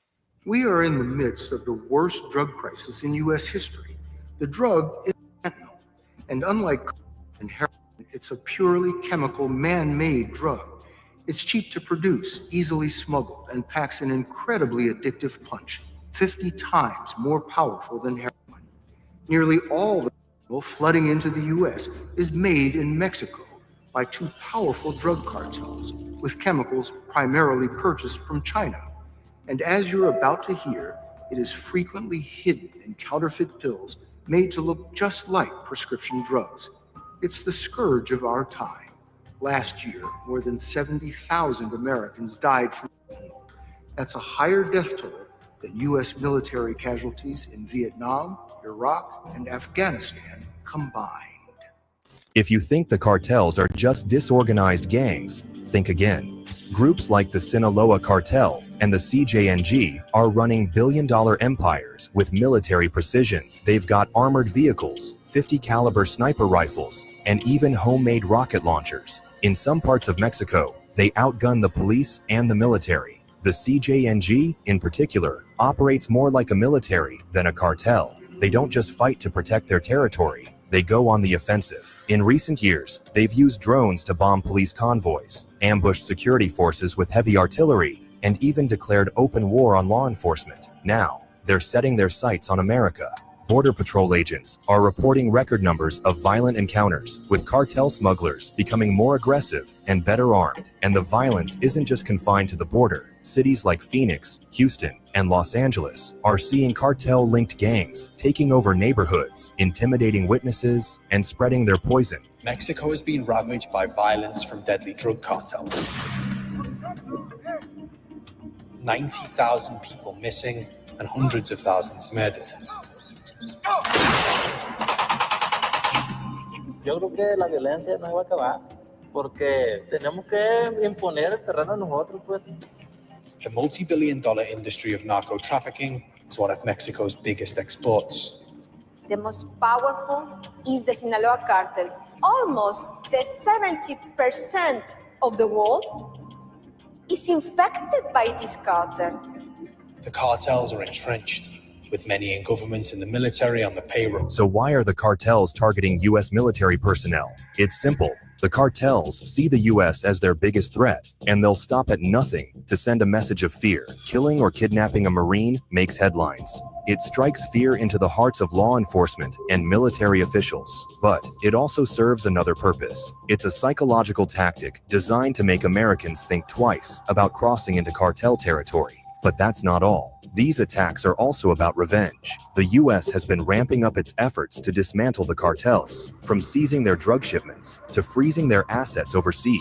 Every time the U.S. takes a swing, the cartels swing back harder. Here's the bottom line. This war is far from over. The cartels are evolving, adapting, and becoming more dangerous with every passing year. They're no longer just smuggling drugs and people. They're waging a full-scale war. U.S. Border Patrol agents being warned of a revenge attack from the cartels. That's after an agent ran into one of their members, the cartel member, with a car. Texas Border Sheriff Thaddeus Cleveland joins me. Sheriff, are these explicit threats of revenge, and what are you doing about it? Hey, good morning, Stu. It's good to be back on with you. And look, that's just the dance that we dance here along the border when it comes to threats, whether it's at the state level, the local level, or more importantly, the Border Patrol level. And it's nothing new. You know, throughout my career as a Border Patrol agent, we face these threats. We never take them lightly. We make sure that whether there's a threat or not, that we're out there, we're being cautious, and we're taking care of ourselves as well as our partners out there. But if you think this battle is just about drugs and bullets, think again. The cartels don't just want to kill their enemies. They want to control them. They've turned fear into their most powerful weapon. Entire regions of Mexico are paralyzed under their grip. Towns become ghost towns overnight, with locals too terrified to speak out or resist. For every person who dares to challenge them, there's a gruesome warning. Bodies struck up on bridges, mass graves uncovered in the desert, families slaughtered without mercy. Townspeople in Culiacan are having to adjust to a new reality. One where bodies turn up on the street daily. One where schools are closed, businesses have reduced hours. And 2 weeks after the start of a civil war in the Sinaloa cartel, sparked by the arrest in the United States of one of its founders, there's no end in sight. And it's not just fear they're using. The cartels are going high-tech, and it's making them more dangerous than ever. Take the drones. In Mexico, cartels like the CJNG are using drones armed with explosives to target their enemies. Imagine that. A weapon straight out of a sci-fi movie, now in the hands of drug lords. They don't even have to pull the trigger anymore. They just sit back and let the drone do the killing. Some experts believe it's only a matter of time before these drones are used against U.S. law enforcement or military personnel. And honestly, who could stop them? The technology is cheap, easy to acquire, and devastatingly effective. But it doesn't stop there. The cartels are also hacking into communication systems, tracking law enforcement movements, and using encrypted messaging apps to stay one step ahead. This isn't just organized crime, it's a full-blown uprising. We do want to turn to the escalating violence along the southern border tonight. There is a new travel warning now in place for Mexico. The State Department saying Americans should not go to these 6 places. And it comes as Mexican investigators found 4 burned and decapitated bodies that may be related to the horrifying case of 5 kidnapped young men, students who were murdered. A 5th member of the group might be the body found inside of a burned out car, officials are saying. And we're also learning new details tonight about one of the country's most violent cartels having their hands on a so-called elite drone unit. Now, here's where things get even darker. Fighting the cartels isn't like fighting a traditional enemy. They don't play by the rules. In Mexico, the CJNG and other cartels have infiltrated every level of government, from local police departments to federal agencies. Corruption is so widespread that many raids and arrests are compromised before they even happen. And that corruption isn't stopping at the border. In one chilling case, the Mexican military tried to capture Ovidio Guzman, the son of El Chapo. But before they could reach him, cartel fighters were ready and waiting. Someone had tipped them off. What followed was pure chaos. Armed men flooded the streets of Culiacan, blocking roads, burning cars, and firing on soldiers. Civilians ran for their lives as the cartel turned the city into a war zone. To make things worse, they threatened to kill soldiers' families if Ovidio wasn't freed. The military had no choice. To stop the bloodshed, they let him go. That day, the cartel proved they were in charge, not the government.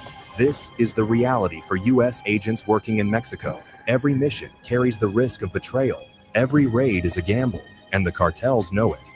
Violence paralyzed the streets of a Mexican city yesterday as security forces traded gunfire with heavily armed members of a drug cartel. The son of the notorious drug kingpin El Chapo was taken into custody, then let go. Now, let's talk about the political angle. Donald Trump's 2024 re-election campaign has put a renewed focus on cartel violence, and his proposed solutions are as controversial as they are aggressive. During his first term, Trump floated the idea of designating Mexican cartels as terrorist organizations. The plan would have allowed the U.S. military to conduct targeted strikes against cartel leaders, treating them the same way we treat ISIS or Al-Qaeda. While the plan never unfolded, Trump's administration did oversee record-high drug busts and the construction of hundreds of miles of border wall. Now, as he campaigns for a second term, Trump is promising to take the fight to the cartels like never before. But here's the big question: would Mexico cooperate? The U.S. can't win this war alone, but Mexico's government is deeply divided. Some officials want to crack down on the cartels, while others are in their pockets. And let's not forget what happened the last time the U.S. escalated its efforts. When the DEA ramped up operations in Mexico, the cartels responded by threatening American agents. In 2021, they even released a video branding DEA officers as enemies. If Trump gets his way, the cartels won't go down without a fight, and that fight could spill over into the U.S. in ways we're not prepared for. The drug cartels are waging war in America, and it's now time for America to wage war on the cartels. In this war, Joe Biden has sided against the United States and with the cartels. They are making more money than they've ever made before, times 10. There's never been anything like it. They're major companies. They're bigger than even some of our biggest companies. Biden's open border policies are a deadly betrayal of our nation. Let's be real for a second. This isn't just about drugs or violence or even money. It's about control. The cartels already control huge parts of Mexico, and they're slowly creeping into the U.S. If we don't stop them now, they could take over entire neighborhoods, entire cities. We could even start seeing bombings and ambushes on American soil. The scariest part is that we might already be losing this war. The cartels are richer, more powerful, and better armed than ever before.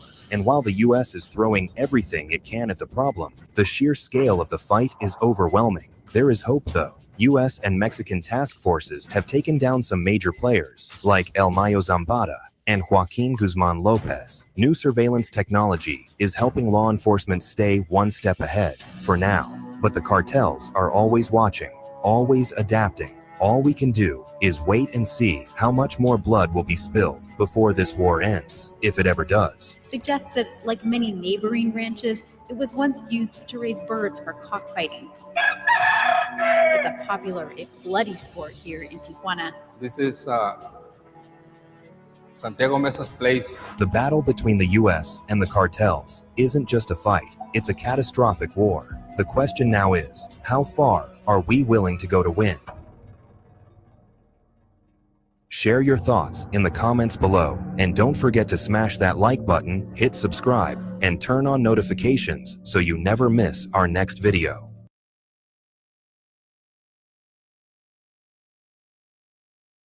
And there you have it, peoples. There you have it. You know, you guys may think that a lot of this stuff is just crazy, but I mean, just like the brother said, the cartels is going to wage a war with the United States, and things is going to get very deadly and very serious. And Trump is a punk because he's the one who started all of this stuff. And, you know, just like the man had said, the cartels, they got drones. They are targeting Marines. They've already killed a couple of Marines. You haven't heard that in any of the news reports or anything. Have you? No, you haven't. And why haven't you?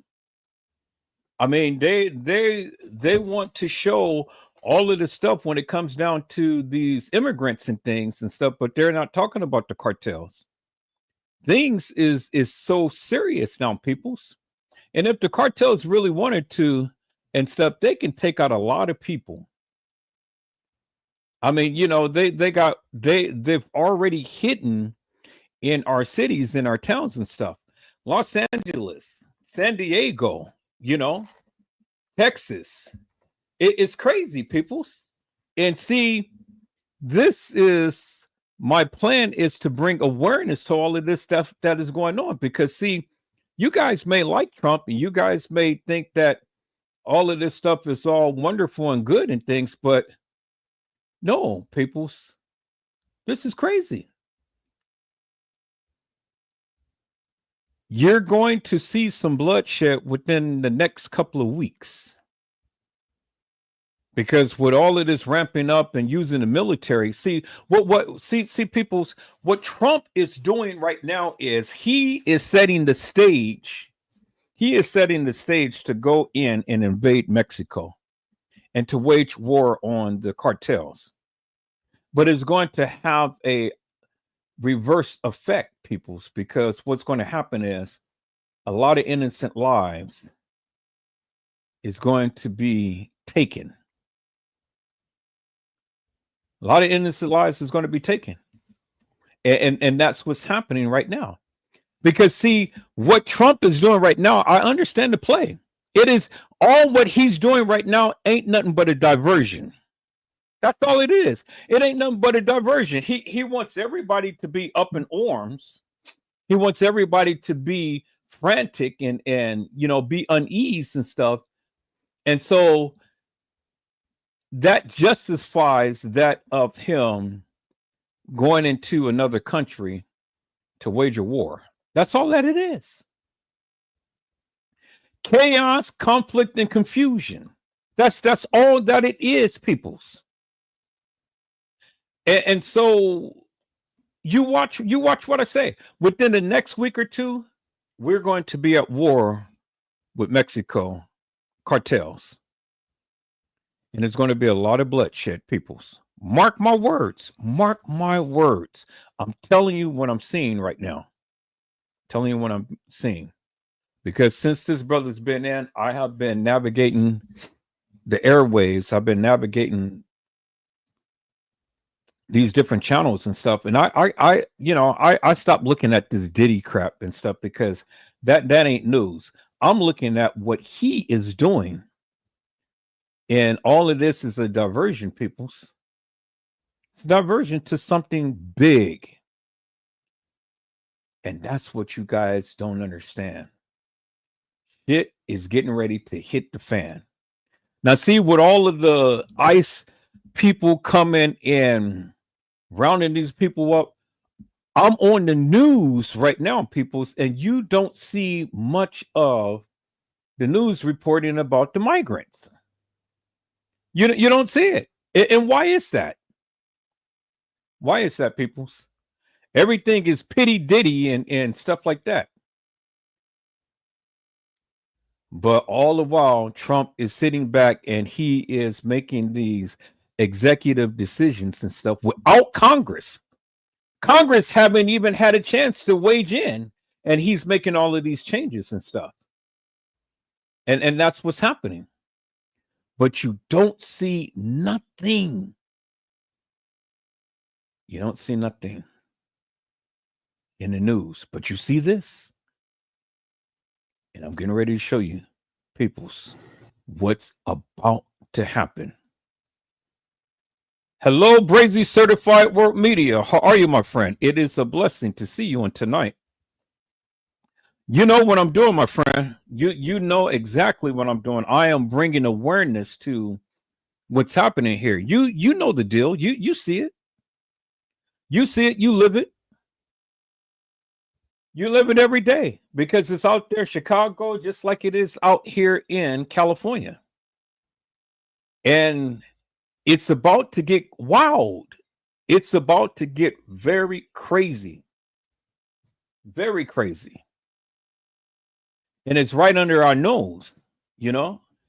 All of this shit that's happening is right under our nose. See, Diddy's case ain't nothing but a distraction. Jay-Z case ain't nothing but a distraction.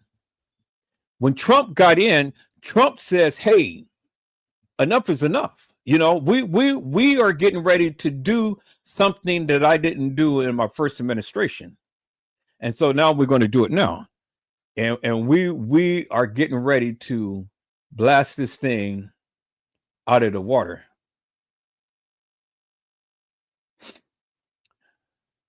Brazen Certified World Media said, keep cooking. I'm here listening because it's a lot of truth to what you're saying. Oh man, look, you know me. Nothing slips under my radar. I keep my eyes and I keep my ears open.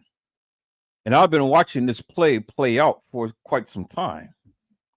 You know, I've been watching this play out for quite some time, but ain't nobody talking about it because everybody's so infatuated with Diddy and Jay-Z and all of them stuff. No, I see the play.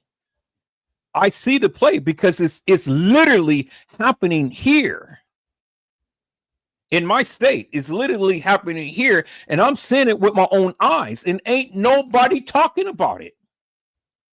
It's a major distraction. Everybody, all on the airwaves and all on the news, all you see is Pitty Diddy and Jay-Z.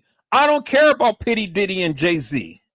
I'm looking at what President Donald Trump is doing. And he's playing with danger.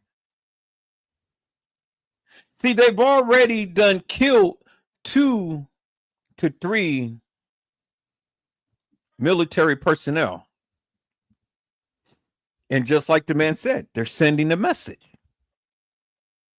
And that's why you see all of the drones and everything flying over and stuff, because, you know, all they're doing is just getting surveillance and stuff.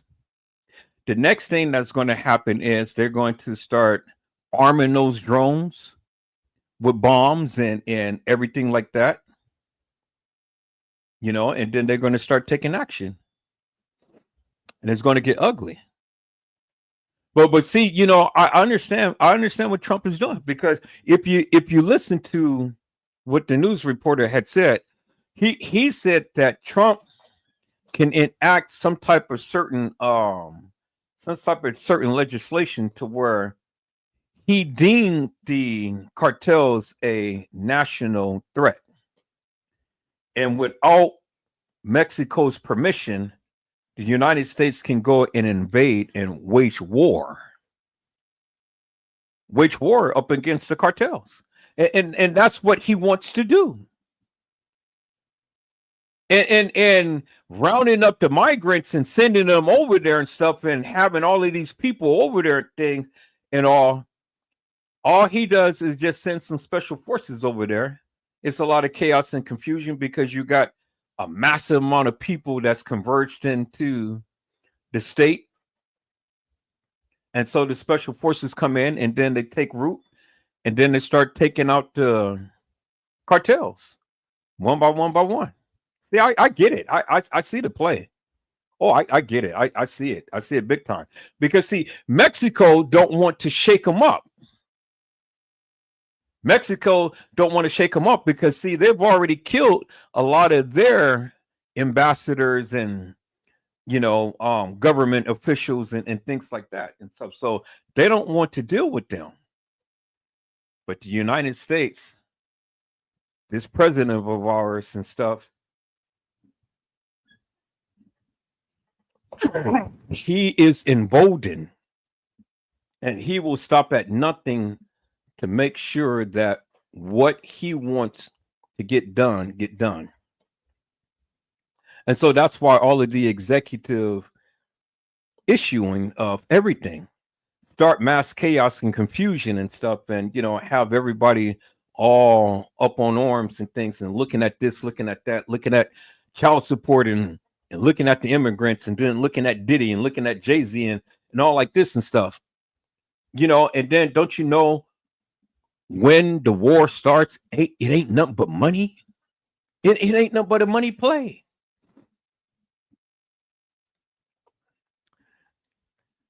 Brazen Certified World Media said Trump wants parts of that cartel drug money. That's why he put that wall up in the first place. Yep. Yeah. I saw that. Clear as daylight.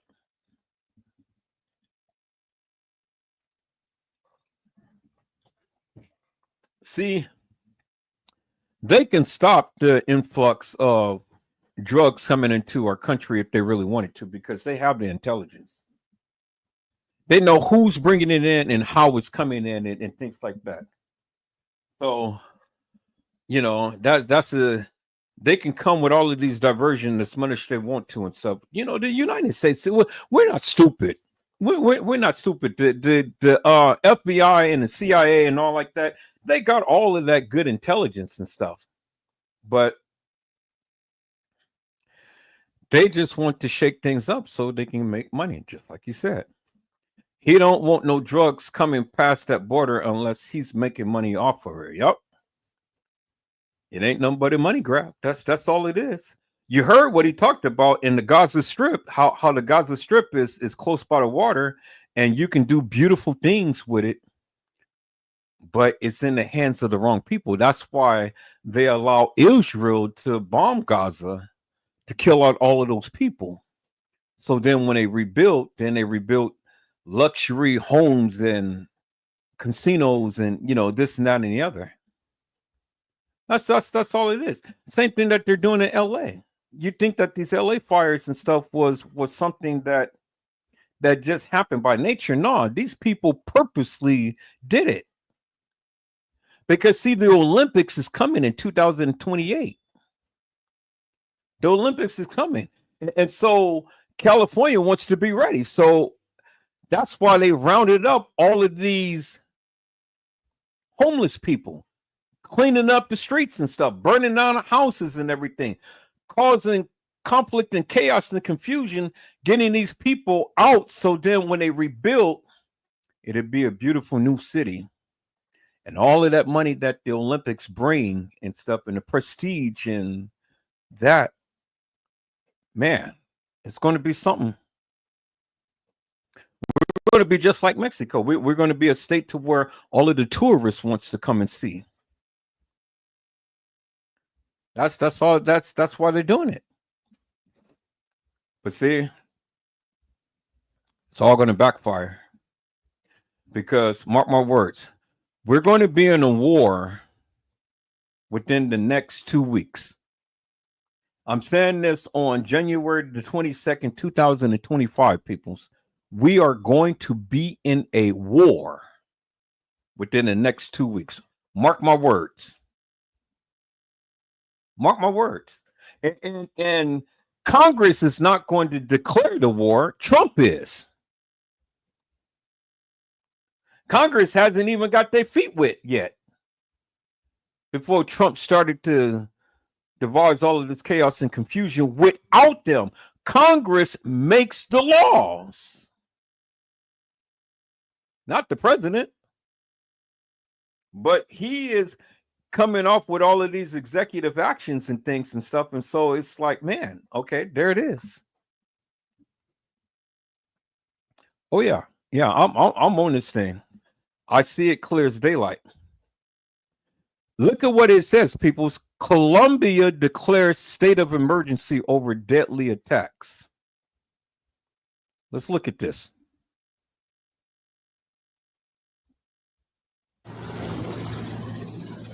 The Colombian military desperately trying to evacuate citizens and sending in troops, as violence between two armed groups has consumed the Catatumbo region near the border with Venezuela. At least 80 dead and an estimated 30,000 displaced from their homes. Some forced to find refuge across the border in Venezuela after days of intensified clashes. Tenemos niños, corren peligro y pues sabe que la seguridad de los niños y también la de uno pues está en riesgo y hay que salir. That fighting primarily between a guerrilla group called the National Liberation Army, or ELN, and another force that splintered off from Colombia's notorious FARC rebels, which laid down arms in 2016. In 2016, Colombia signed a historic peace accord that put the country towards a path of far more stability. What has happened in the past 5 days is that some of the groups that were not part of that peace process have decided to have an all-out combat with each other. The two groups have long battled for control of the region, which accounts for about 15% of the country's coca production, according to the Associated Press, and encompasses lucrative drug routes. The fighting drawing concerns from human rights officials. Hay ataques indistintos a combatientes y a personas civiles que son señaladas de colaborar con un grupo o con el otro. Many of those impacted grabbing what they can carry and fleeing on foot or on rafts, ending up in massive shelters like this one at a stadium. as troops patrol the streets. Colombia's President Gustavo Petro visiting the region on Friday, accusing the ELN of war crimes and suspending peace talks. Petro, who had promised a new era of total peace. Thanks for watching. Stay updated about breaking news and top stories on the NBC News app or follow us on social media.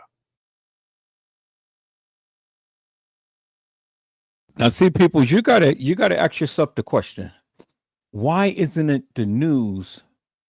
Why isn't it the news reporting and covering all of this? Why are they being selective in that of what they are showing? Because the people ain't woke. The people are sleeping. You know, the people are sleeping. See, now at first, remember the wildfires and stuff. You see, the wildfires is still going right now. This is a live shot of the wildfires out there in Los Angeles right now, as we speak. This is a live shot right now. This is what's happening. Look at that. The whole goddamn city is on fire. Look at that, peoples. And the thing is that this was purposely done. This was purposely done. But see, and look at the mass devastation that it caused. All of those houses and stuff burnt down.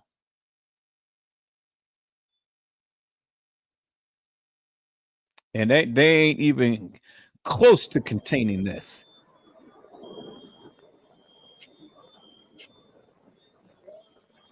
They ain't even close to containing this.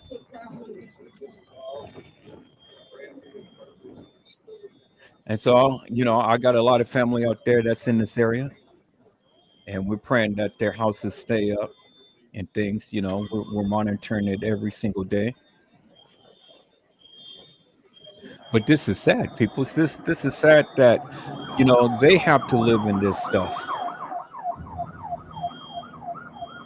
With all of the smoke and everything, all of that is poison smoke, you know, because it's like it's burning everything.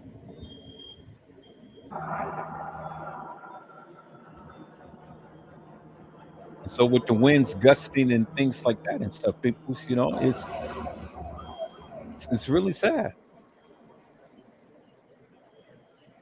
Then they're not getting the help that they should be getting from the government and stuff, you know.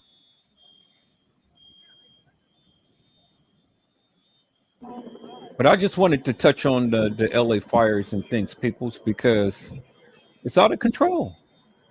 But now this right here is what I really want to touch on, peoples. This right here is what they're not reporting. So ICE has literally, and I've seen this today, all day today, ICE has literally, y'all hold on for a second.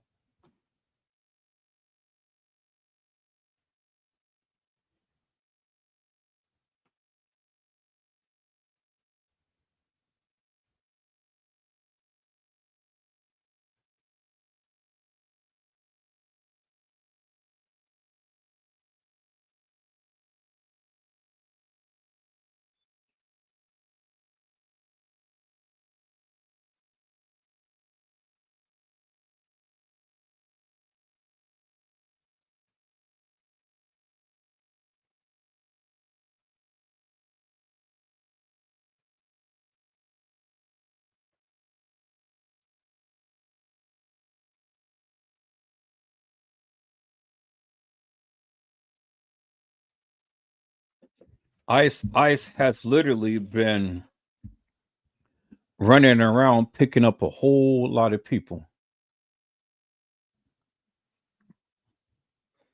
So you don't see the news really reporting all that. I mean, people, all you got to do is just sit back and watch. Look what's happening. All you hear about is Trump this and Trump that. Trump just signed another executive order and this and that and the other and stuff, but the news that should be reporting is not getting reported. I'm looking at the news now, people, and all of this stuff is not being reported.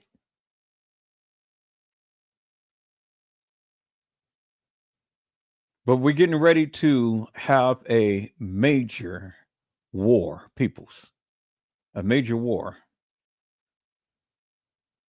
Major war. And a lot of people is about to die within the next couple of weeks. Watch what I say, peoples. Watch what I say. Trump is doing way, way, way too much. And y'all think that y'all safe in the United States, but see, it ain't enough military peoples. It ain't enough military to be in all of these different places. There ain't enough military personnel. Because see, they're distracted with trying to get the immigrants out of here. And then Trump is going to wage war with the cartels and stuff. And so you already know what that's going to be, peoples.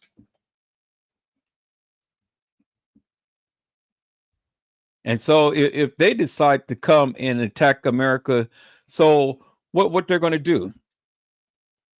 All of that, so the cartels, they can attack in several places. You know, they can attack the borders. So it ain't enough military personnel to be all spread around all everywhere and stuff, peoples. You may think that you're protected, but watch what I'm saying.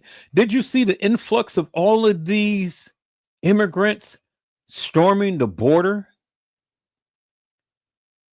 That's all that the cartels have to do is just scare those people into running back over the border. And then what do you have?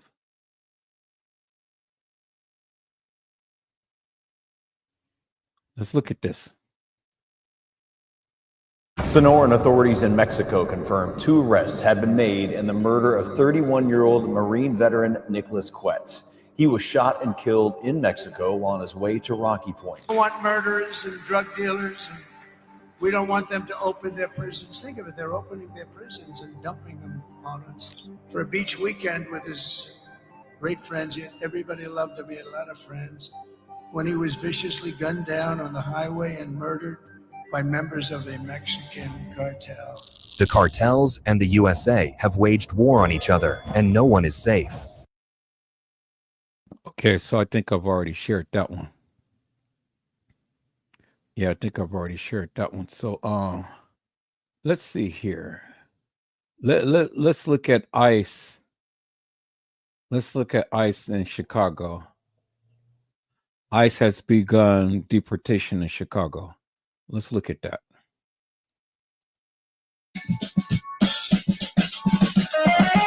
Oh, I really like this lady, Lisa Cabrera.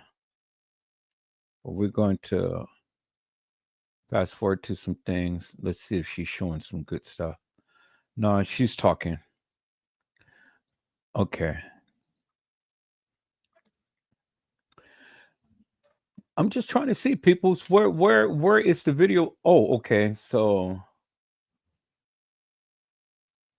let's look at this. They're saying that the people had rushed the border and stuff, but I don't see a lot of people rushing the border. It's only just a couple of people. Where everybody at? You know.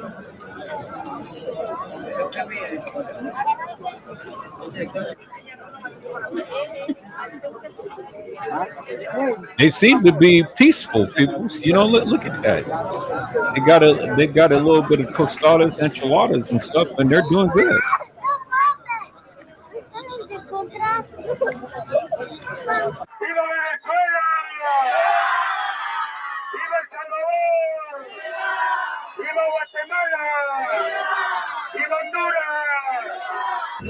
Look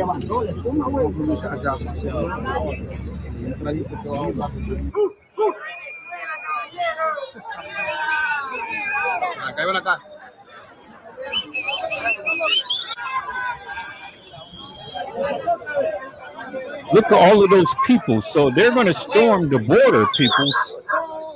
They're going to storm the border. Look at all of these people. So you think that the military is going to stop all of these people from coming in? So the only option would be is to just start firing upon these people. You think that's going to happen? And if that happens, people, guess what? It's going to be a major outrage. How dare you sit here and you shoot upon all of these people? Look at this, people. So do you think Trump is bold enough to send the military to shoot all of these people, keep them out of the country? Really? Really? Let's look at this real quick, people.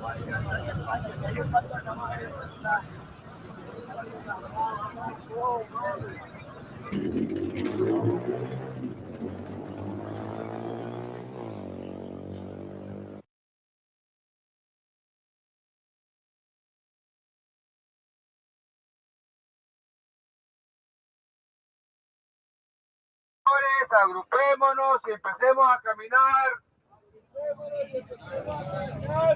Señores, agrupémonos.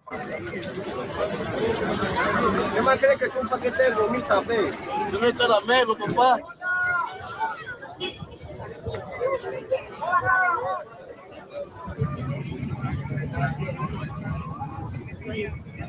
¡Duro, coño de tu madre!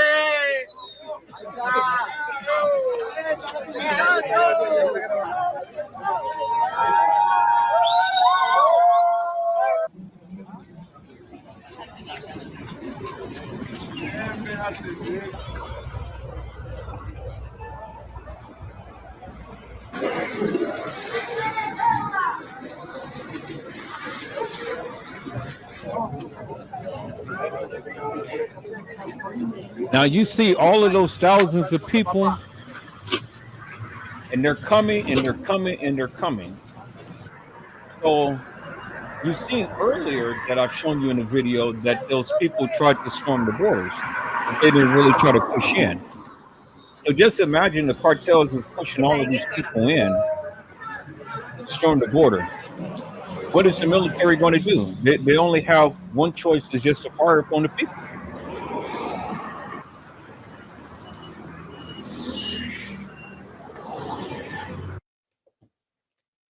Look at all of those people. Do you think America is going to stop all of these people from coming in? And that's going to be a lot of resources, people. You know, it's going to take a lot of money to secure these borders.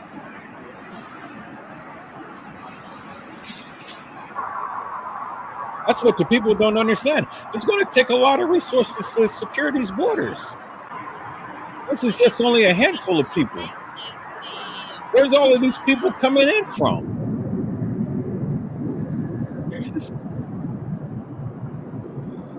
Los Angeles? Where?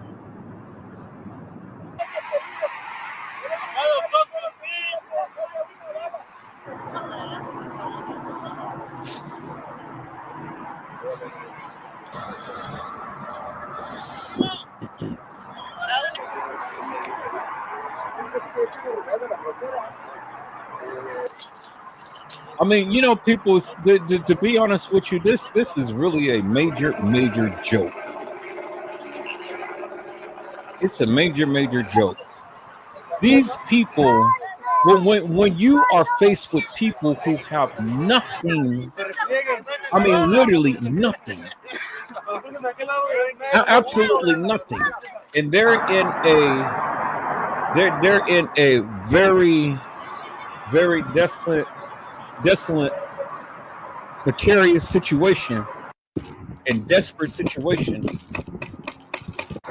Guess what's going to happen, peoples? Desperate measures calls for desperate times, and that's what's going to happen, peoples.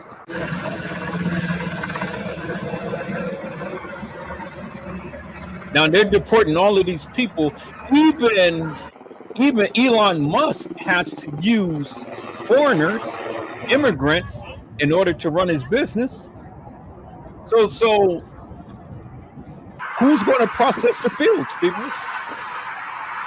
Who's going to work out there in the slaughterhouses and stuff and tend the pigs and the cows and the horses and the donkeys and the chickens? Who's going to pick the cotton?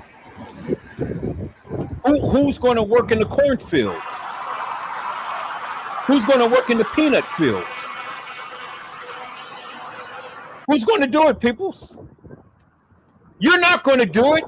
So what are you complaining about? Your salad is going to be expensive.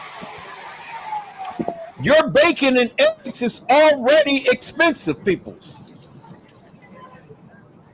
Your toast is already expensive. So what are you going to do?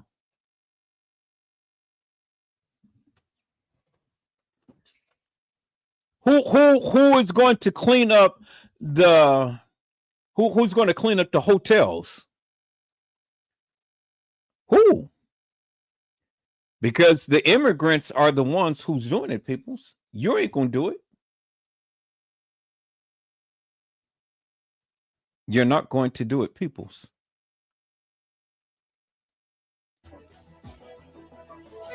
In a further escalation, the Trump administration will designate major international criminal cartels, including MS-13 and Tren de Aragua, as foreign terrorist organizations. This designation will allow the U.S. to take more aggressive actions, including imposing financial penalties and targeting their operations in response to the trafficking of drugs and criminals into the U.S. See what I tell you, peoples? It's already happening. These actions demonstrate Trump's firm resolve to tackle illegal immigration, a cornerstone of his 2024 campaign. I told you, people. His appointments of former ICE Director Tom Homan as border czar and South Dakota Governor Kristi Noem as DHS Secretary emphasize his administration's commitment to strict immigration enforcement. Trump's border policy overhaul comes as part of his response to the ongoing immigration crisis that began in 2021. With thousands of migrants continuing to cross into the U.S., these executive orders aim to restore control over the southern border, protect U.S. sovereignty, and address illegal immigration head-on.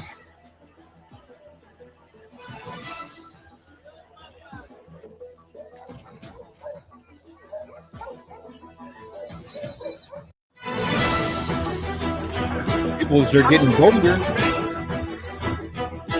and determined. Donald Trump is preparing to declare a national emergency in the U.S.-Mexico border, signaling a significant shift in U.S. border security strategy. The move highlights Trump's determination to tackle what he sees as a national crisis at the southern border with more aggressive measures, including military intervention and policy changes. You're going to see something tomorrow. You're going to see executive orders that are going to make you extremely happy. Lots of them. Lots of them. We have to set our country on the proper course. By the time the sun sets tomorrow evening, the invasion of our borders will have come to a halt, and all the illegal border trespassers will in some form or another be on their way back home. Trump is also set to sign a series of executive orders on day one. The orders will include the deployment of U.S. troops to the southern border, the resumption of border wall construction, and the end of Biden-era parole policies, which allowed up to 30,000 migrants a month into the U.S. from countries like Cuba, Haiti, Nicaragua, and Venezuela. One of Trump's key actions will involve the reinstatement of the Migrant Protection Protocols, or Remain in Mexico policy, which was rolled back under the Biden administration. This policy will require migrants to stay in Mexico while awaiting their asylum hearings aiming to reduce the flow of migrants entering the US.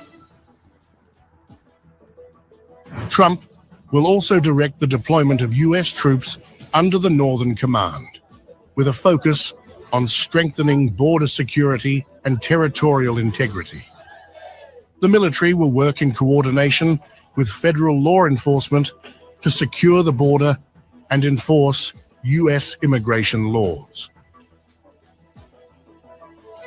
In a further escalation, the Trump administration will designate major international criminal cartels, including MS-13 and Tren de Aragua, as foreign terrorist organizations.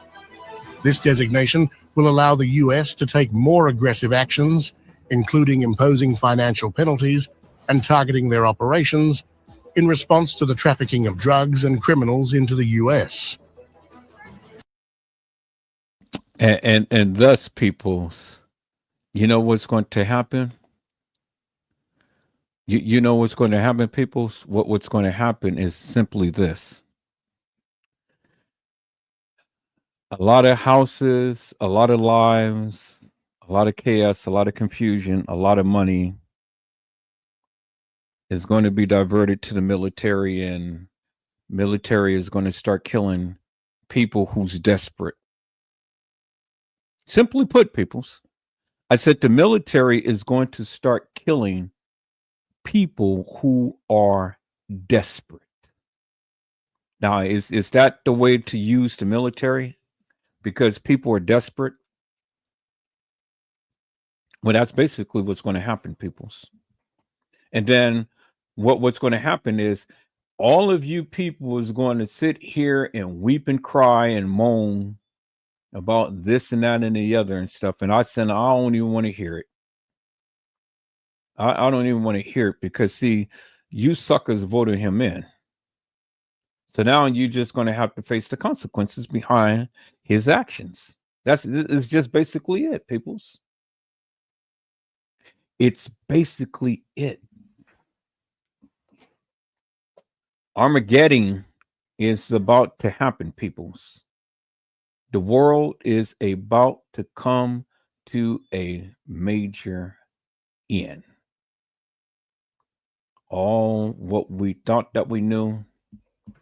No more vacations. No more going to Ensenada, Mexico, Cabo San Lucas. That ain't even safe, peoples. I mean, shit. Look what they did to Shanquilla Robinson. And so you may get over there and you get commandeered. And then they may say, well, since you came to our country to vacation, we might as well keep you here. We might as well keep you here in our state.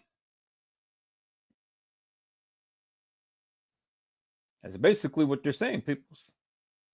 You came over to vacation. Well, we're going to give you a vacation, all right. We're going to keep you here. We're going to kidnap you and keep you here.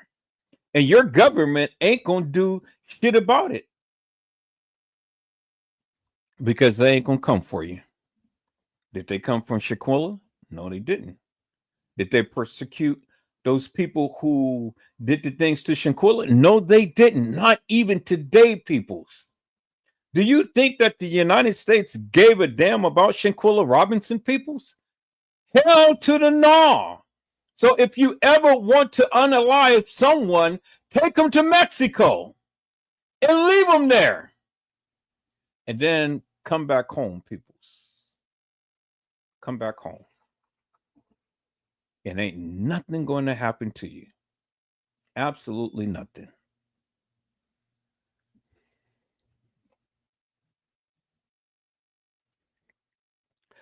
Well, people, it's 11 o'clock.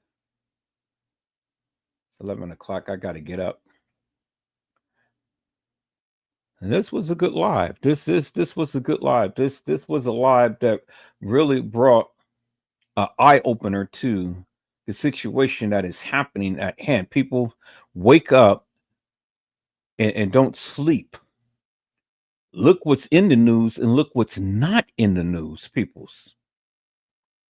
Wake up and don't sleep, peoples, because, you know, it's over with. It's over with, peoples.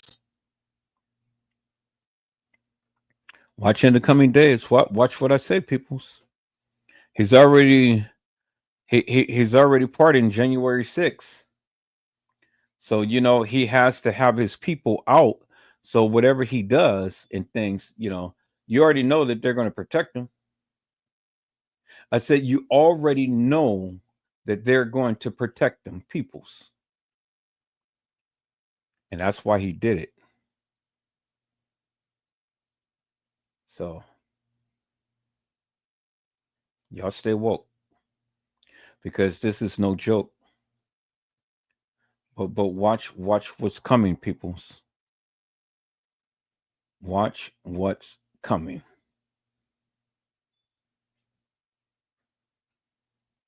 See, everything is orderly right now and stuff. The chaoticness and the confusion ain't really started yet.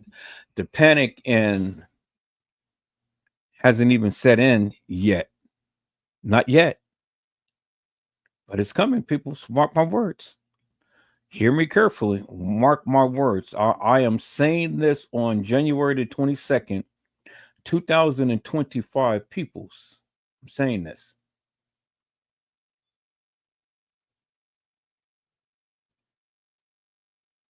So it is getting ready to happen, peoples. A shakeup on an unimaginable scale. Armageddon is here. And a lot of bloodshed is getting ready to happen just about a week from now, peoples. Mark my words. I'm saying it. I'm saying it, peoples. So y'all can sit here and look at this orderly transition out of the country if you want to. They'll be back. They'll be back. And desperate people is going to do desperate things, peoples. You thought that is over with? Nope. It ain't over with, peoples. It's only just begun. Only just begun, peoples. Let's look at this last video and then we're going to tap on out of here, peoples. Let's go. Matthew, Frankie, we just got brand new information from the Pentagon in the last hour, and we're now learning 1,500 active duty troops will be sent to the border by the end of the month. And we're told some of these teams are already on the way here now. A senior U.S. military official tells us in this first phase, it will be made up of 1,000 Army soldiers and 500 Marines. And again, we're also hearing about 100 troops are en route on the way to the border right now. We're told that these troops moved out within 36 hours of the president's executive order declaring a national emergency at the border. And the Trump administration tells us these policy changes could help save lives. We're going to have some military on the border. We're going to continue building infrastructure. We're going to continue building the wall. And President Trump locks this border down. Less women and children be sex trafficked in this country. Less aliens would die making that journey. Under President Biden, we've had a record number of people die crossing that border. So it's just about saving lives. Secure borders save lives. And border czar Tom Homan also told Fox News that during Trump's first 24 hours in office, ICE teams have deported more than 300 undocumented migrants and are told in this initial phase, teams are only focused on those with criminal records. The Pentagon will begin sending 1,500 active duty troops to help secure the southern border. Good evening. I'm Steve Eager. I'm Heather Hayes. So this comes 2 days after President Trump signed an executive order declaring a national emergency. Fox 4's Stephen Dial in studio with more. Stephen. The troops will join 2,500 troops who are already working on the border. When they will arrive and what role they will play is still unknown. 2 days after President Trump took the oath of office, active duty U.S. military troops are preparing to head to the southern border. It's part of one of his executive orders to combat illegal border crossings. While illegal crossings are still a concern, In Texas, those numbers are down. In the last couple of weeks, we've seen a decrease in illegal border crossings between ports of entry. Just as of yesterday, illegal border crossings were down below 1,000. That's across the southwest border. Texas Department of Public Safety Lieutenant Chris Oliveira has told me crossings in Texas are down 87% compared to this time last year. But he is still encouraged by the news of more troops coming. When more troops are sent to the borders, as some were sent last year, how does that help you guys? And what they do provide is a value and really observing any activity they see on the border. They're able to operate cameras and sensors. So that provides additional manpower. It's unclear if the troops will directly participate in law enforcement. Previously, the DoD restricted service members from policing the border. But overall, this is not a new concept. Currently, there are 2,500 National Guard and military reservists working along the southern border. Most recently, President Biden sent troops to El Paso back in 2023. So the more manpower you have, whether it's law enforcement, whether it's soldiers, boots on the ground is what we need. And now that we have more eyes that can actually monitor the border, it's really going to help us in trying to focus on those criminal threats. Another border promise by President Trump was mass deportations. The president's border czar, Tom Homan, gave an update on Fox and Friends Wednesday morning. In the last 24 hours, ICE have arrested over 308. I don't want to listen to him. I really don't. Just the old white man that's just coming with talking points. It says the goal for Immigration and Customs Enforcement is to prioritize deporting criminals first. President Trump's been clear. We're concentrating on the worst first, the public safety threats and national security. It's unclear where along the border these soldiers will be stationed. President Trump just named Texas border czar Mike Banks to lead U.S. Border Patrol. He might have a say in that decision. All right, people. So my parting words will simply be this. Don't sit here and believe the hype.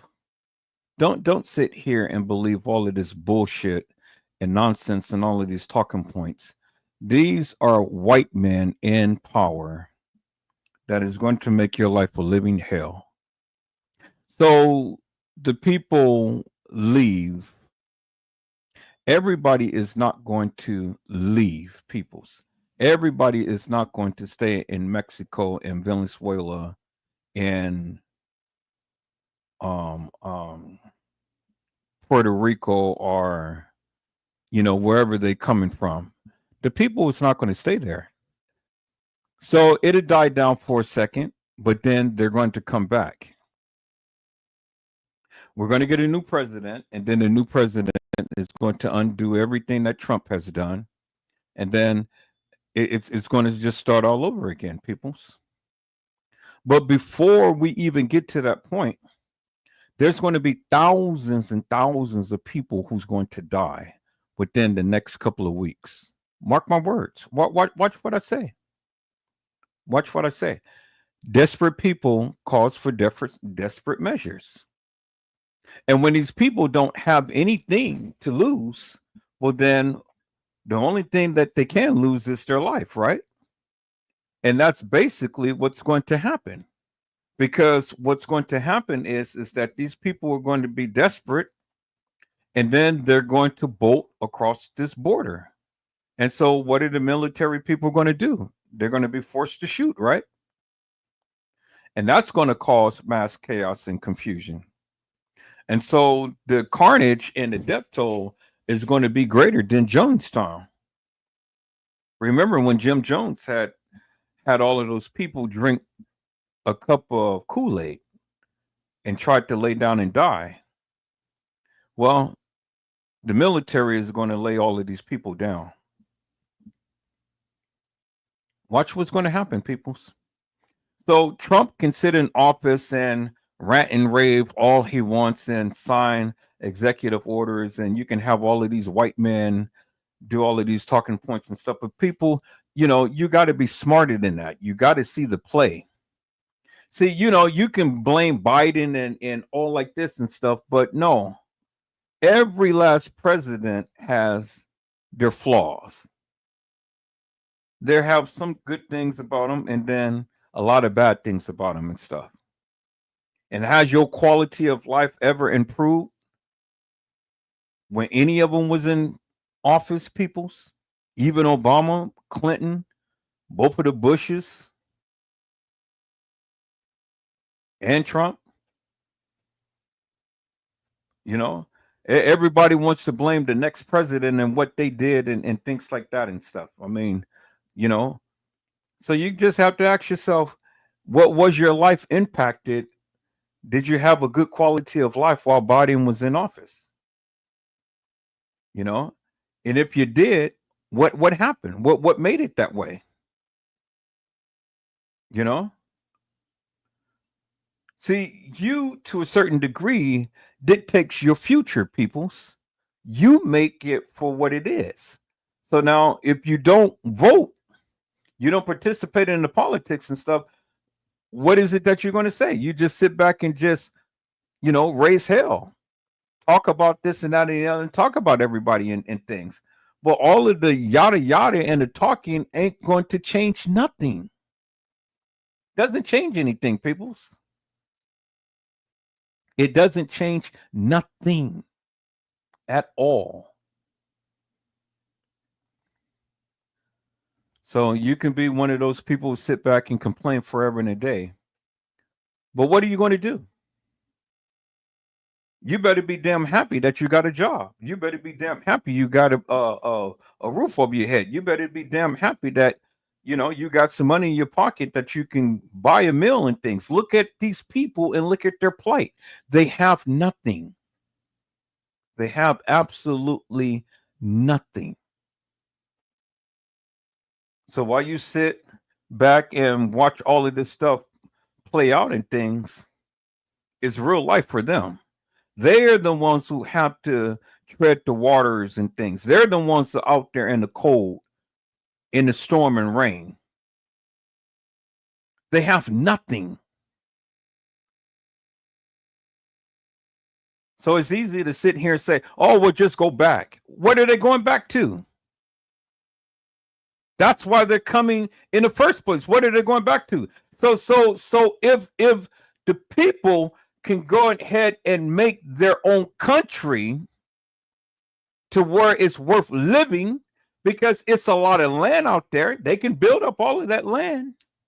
If they so to choose, direct the money to build houses and do businesses and things out there and stuff. But see, the own government don't want to do that shit. No, they don't want to do that shit. So it's a chess game. And all of these people are the pawns. You move, I move. You move, I move. And so Mexico President Trump, they're playing chess with these people. You got to think about this for a moment, peoples. I mean, our nation has literally supported all of these other countries: Africa, Asia, Indonesia, China, Japan, Ukraine. What is all of these other countries doing? And guess what? Your hard-earned money is flipping the bills for them. But they can't even take care of their own people in their own land. We're spending billions and billions and billions of dollars for Ukraine to fight a war, sending planes and everything, but yet you can't even spend $5 to give the people on your own land a meal. Really? Really? Well, peoples,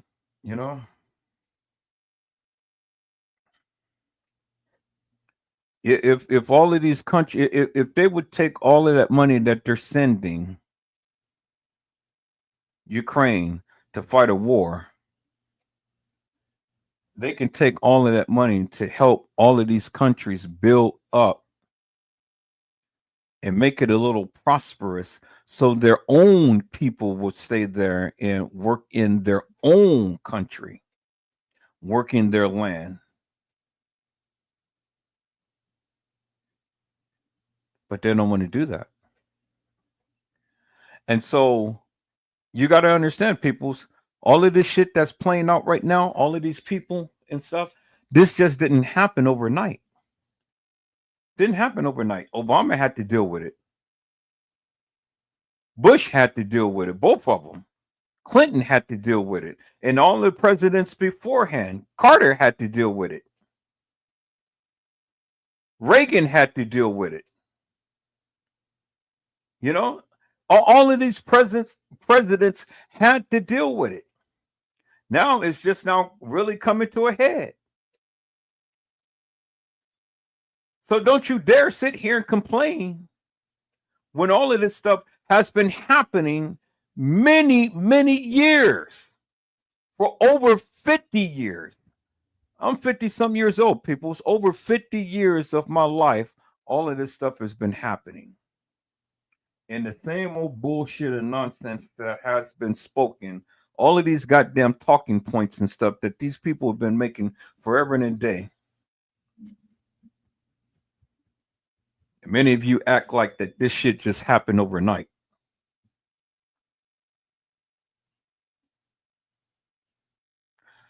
Well, frankly, I'm tired of giving my money, to all of these countries that just only take. Well, we got fires in LA that's burning. Do you think that the countries that we're giving will send back some of that money to help pay for the fires that's raging out in California?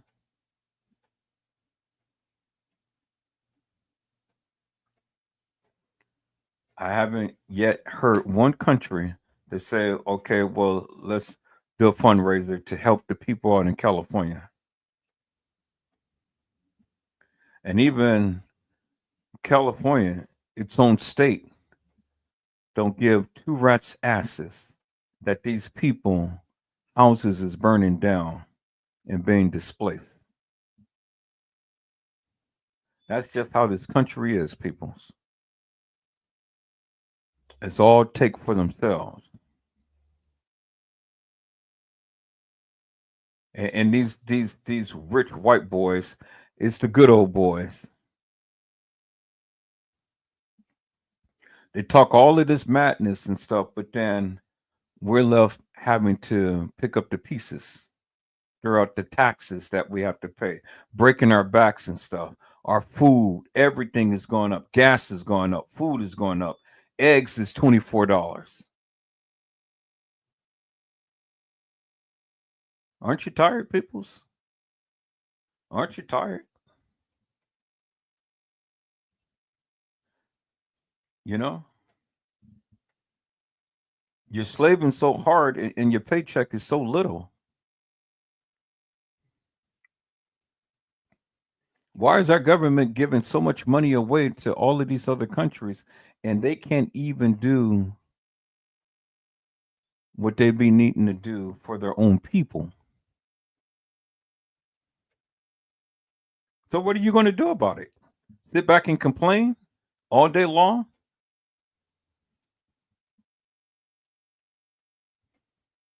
Everybody's got something to say. But when it comes down to really trying to make a difference, nobody wants to step up. Oh, let them do it. They're going to do what they want to do anyway. Okay, so shut the fuck up then. You don't even have to open up your goddamn mouth. Shut the fuck up. If they're going to do whatever they're going to do, shut the fuck up and take it. You've been taking it. Take it again. And take it again. And take it again. Year after year after year.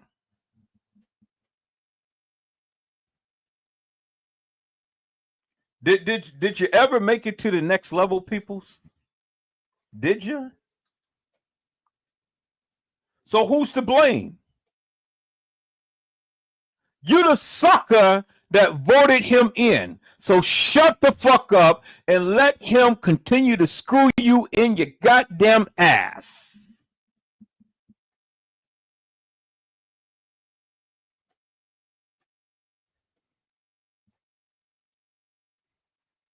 Because everything that's happening right now, you suckers did it. You voted that maniac in, and now you have to pay the consequences for your actions. You all the time got something to say about Kamala and this and that and the other. But what gives you the right to even talk about her? When your simple thinking, simple minded ass ain't never did shit. Not even for yourself. You sit there and feel sorry for yourself every goddamn day long. We're talking about, oh, well, I can't get it. I can't get enough. I'm so tired. I've been doing this. I've been doing. Well, you ain't doing enough. So if you stop sitting on your ass and complaining all goddamn day long and get up and do something, then maybe your life would be a lot better than what it is now. Suckers complain forever and a day. Because that's all they know what to do, is just complain forever in a goddamn day. Peoples, it is time to wake up and smell the goddamn coffee because it is burning. Get your ass up and make you a fresh pot. And hopefully that'll open up your mind and clear your mind so you can think, so you can see what's going on. Because all of this shit is happening in your goddamn face and you too fucking blind to see it. You stupid. And they're capitalizing on your ignorance because that's what it is, people's ignorance. You'll lack of knowledge. And God has already told you, my people perish because of a lack of knowledge. Peoples, I hope I had said something to encourage your hearts upon today. Tune in again next time to when Edward Joseph Let's Talk Live, Edward Joseph Kitchen, Edward Joseph Gospel Hour, Edward Joseph's Blessings Giveaway 2024-25 will come to you with something wonderful. I love you with the love of Christ, and there's absolutely nothing you can do about it. Peoples, mask up and be safe.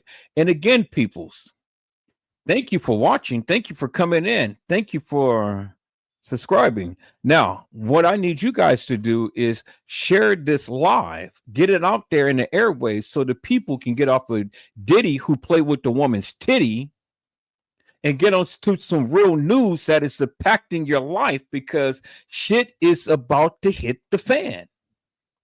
We're going to war in 2 weeks, peoples. Watch what I say. It's going to be a lot of carnage and a lot of bloodshed. And you're going to be held accountable because you voted this maniac in. Now deal with it. Deal with it. You talk so much shit, now the shit is going to come back and slap you in the face. God bless you all. Thank you for watching.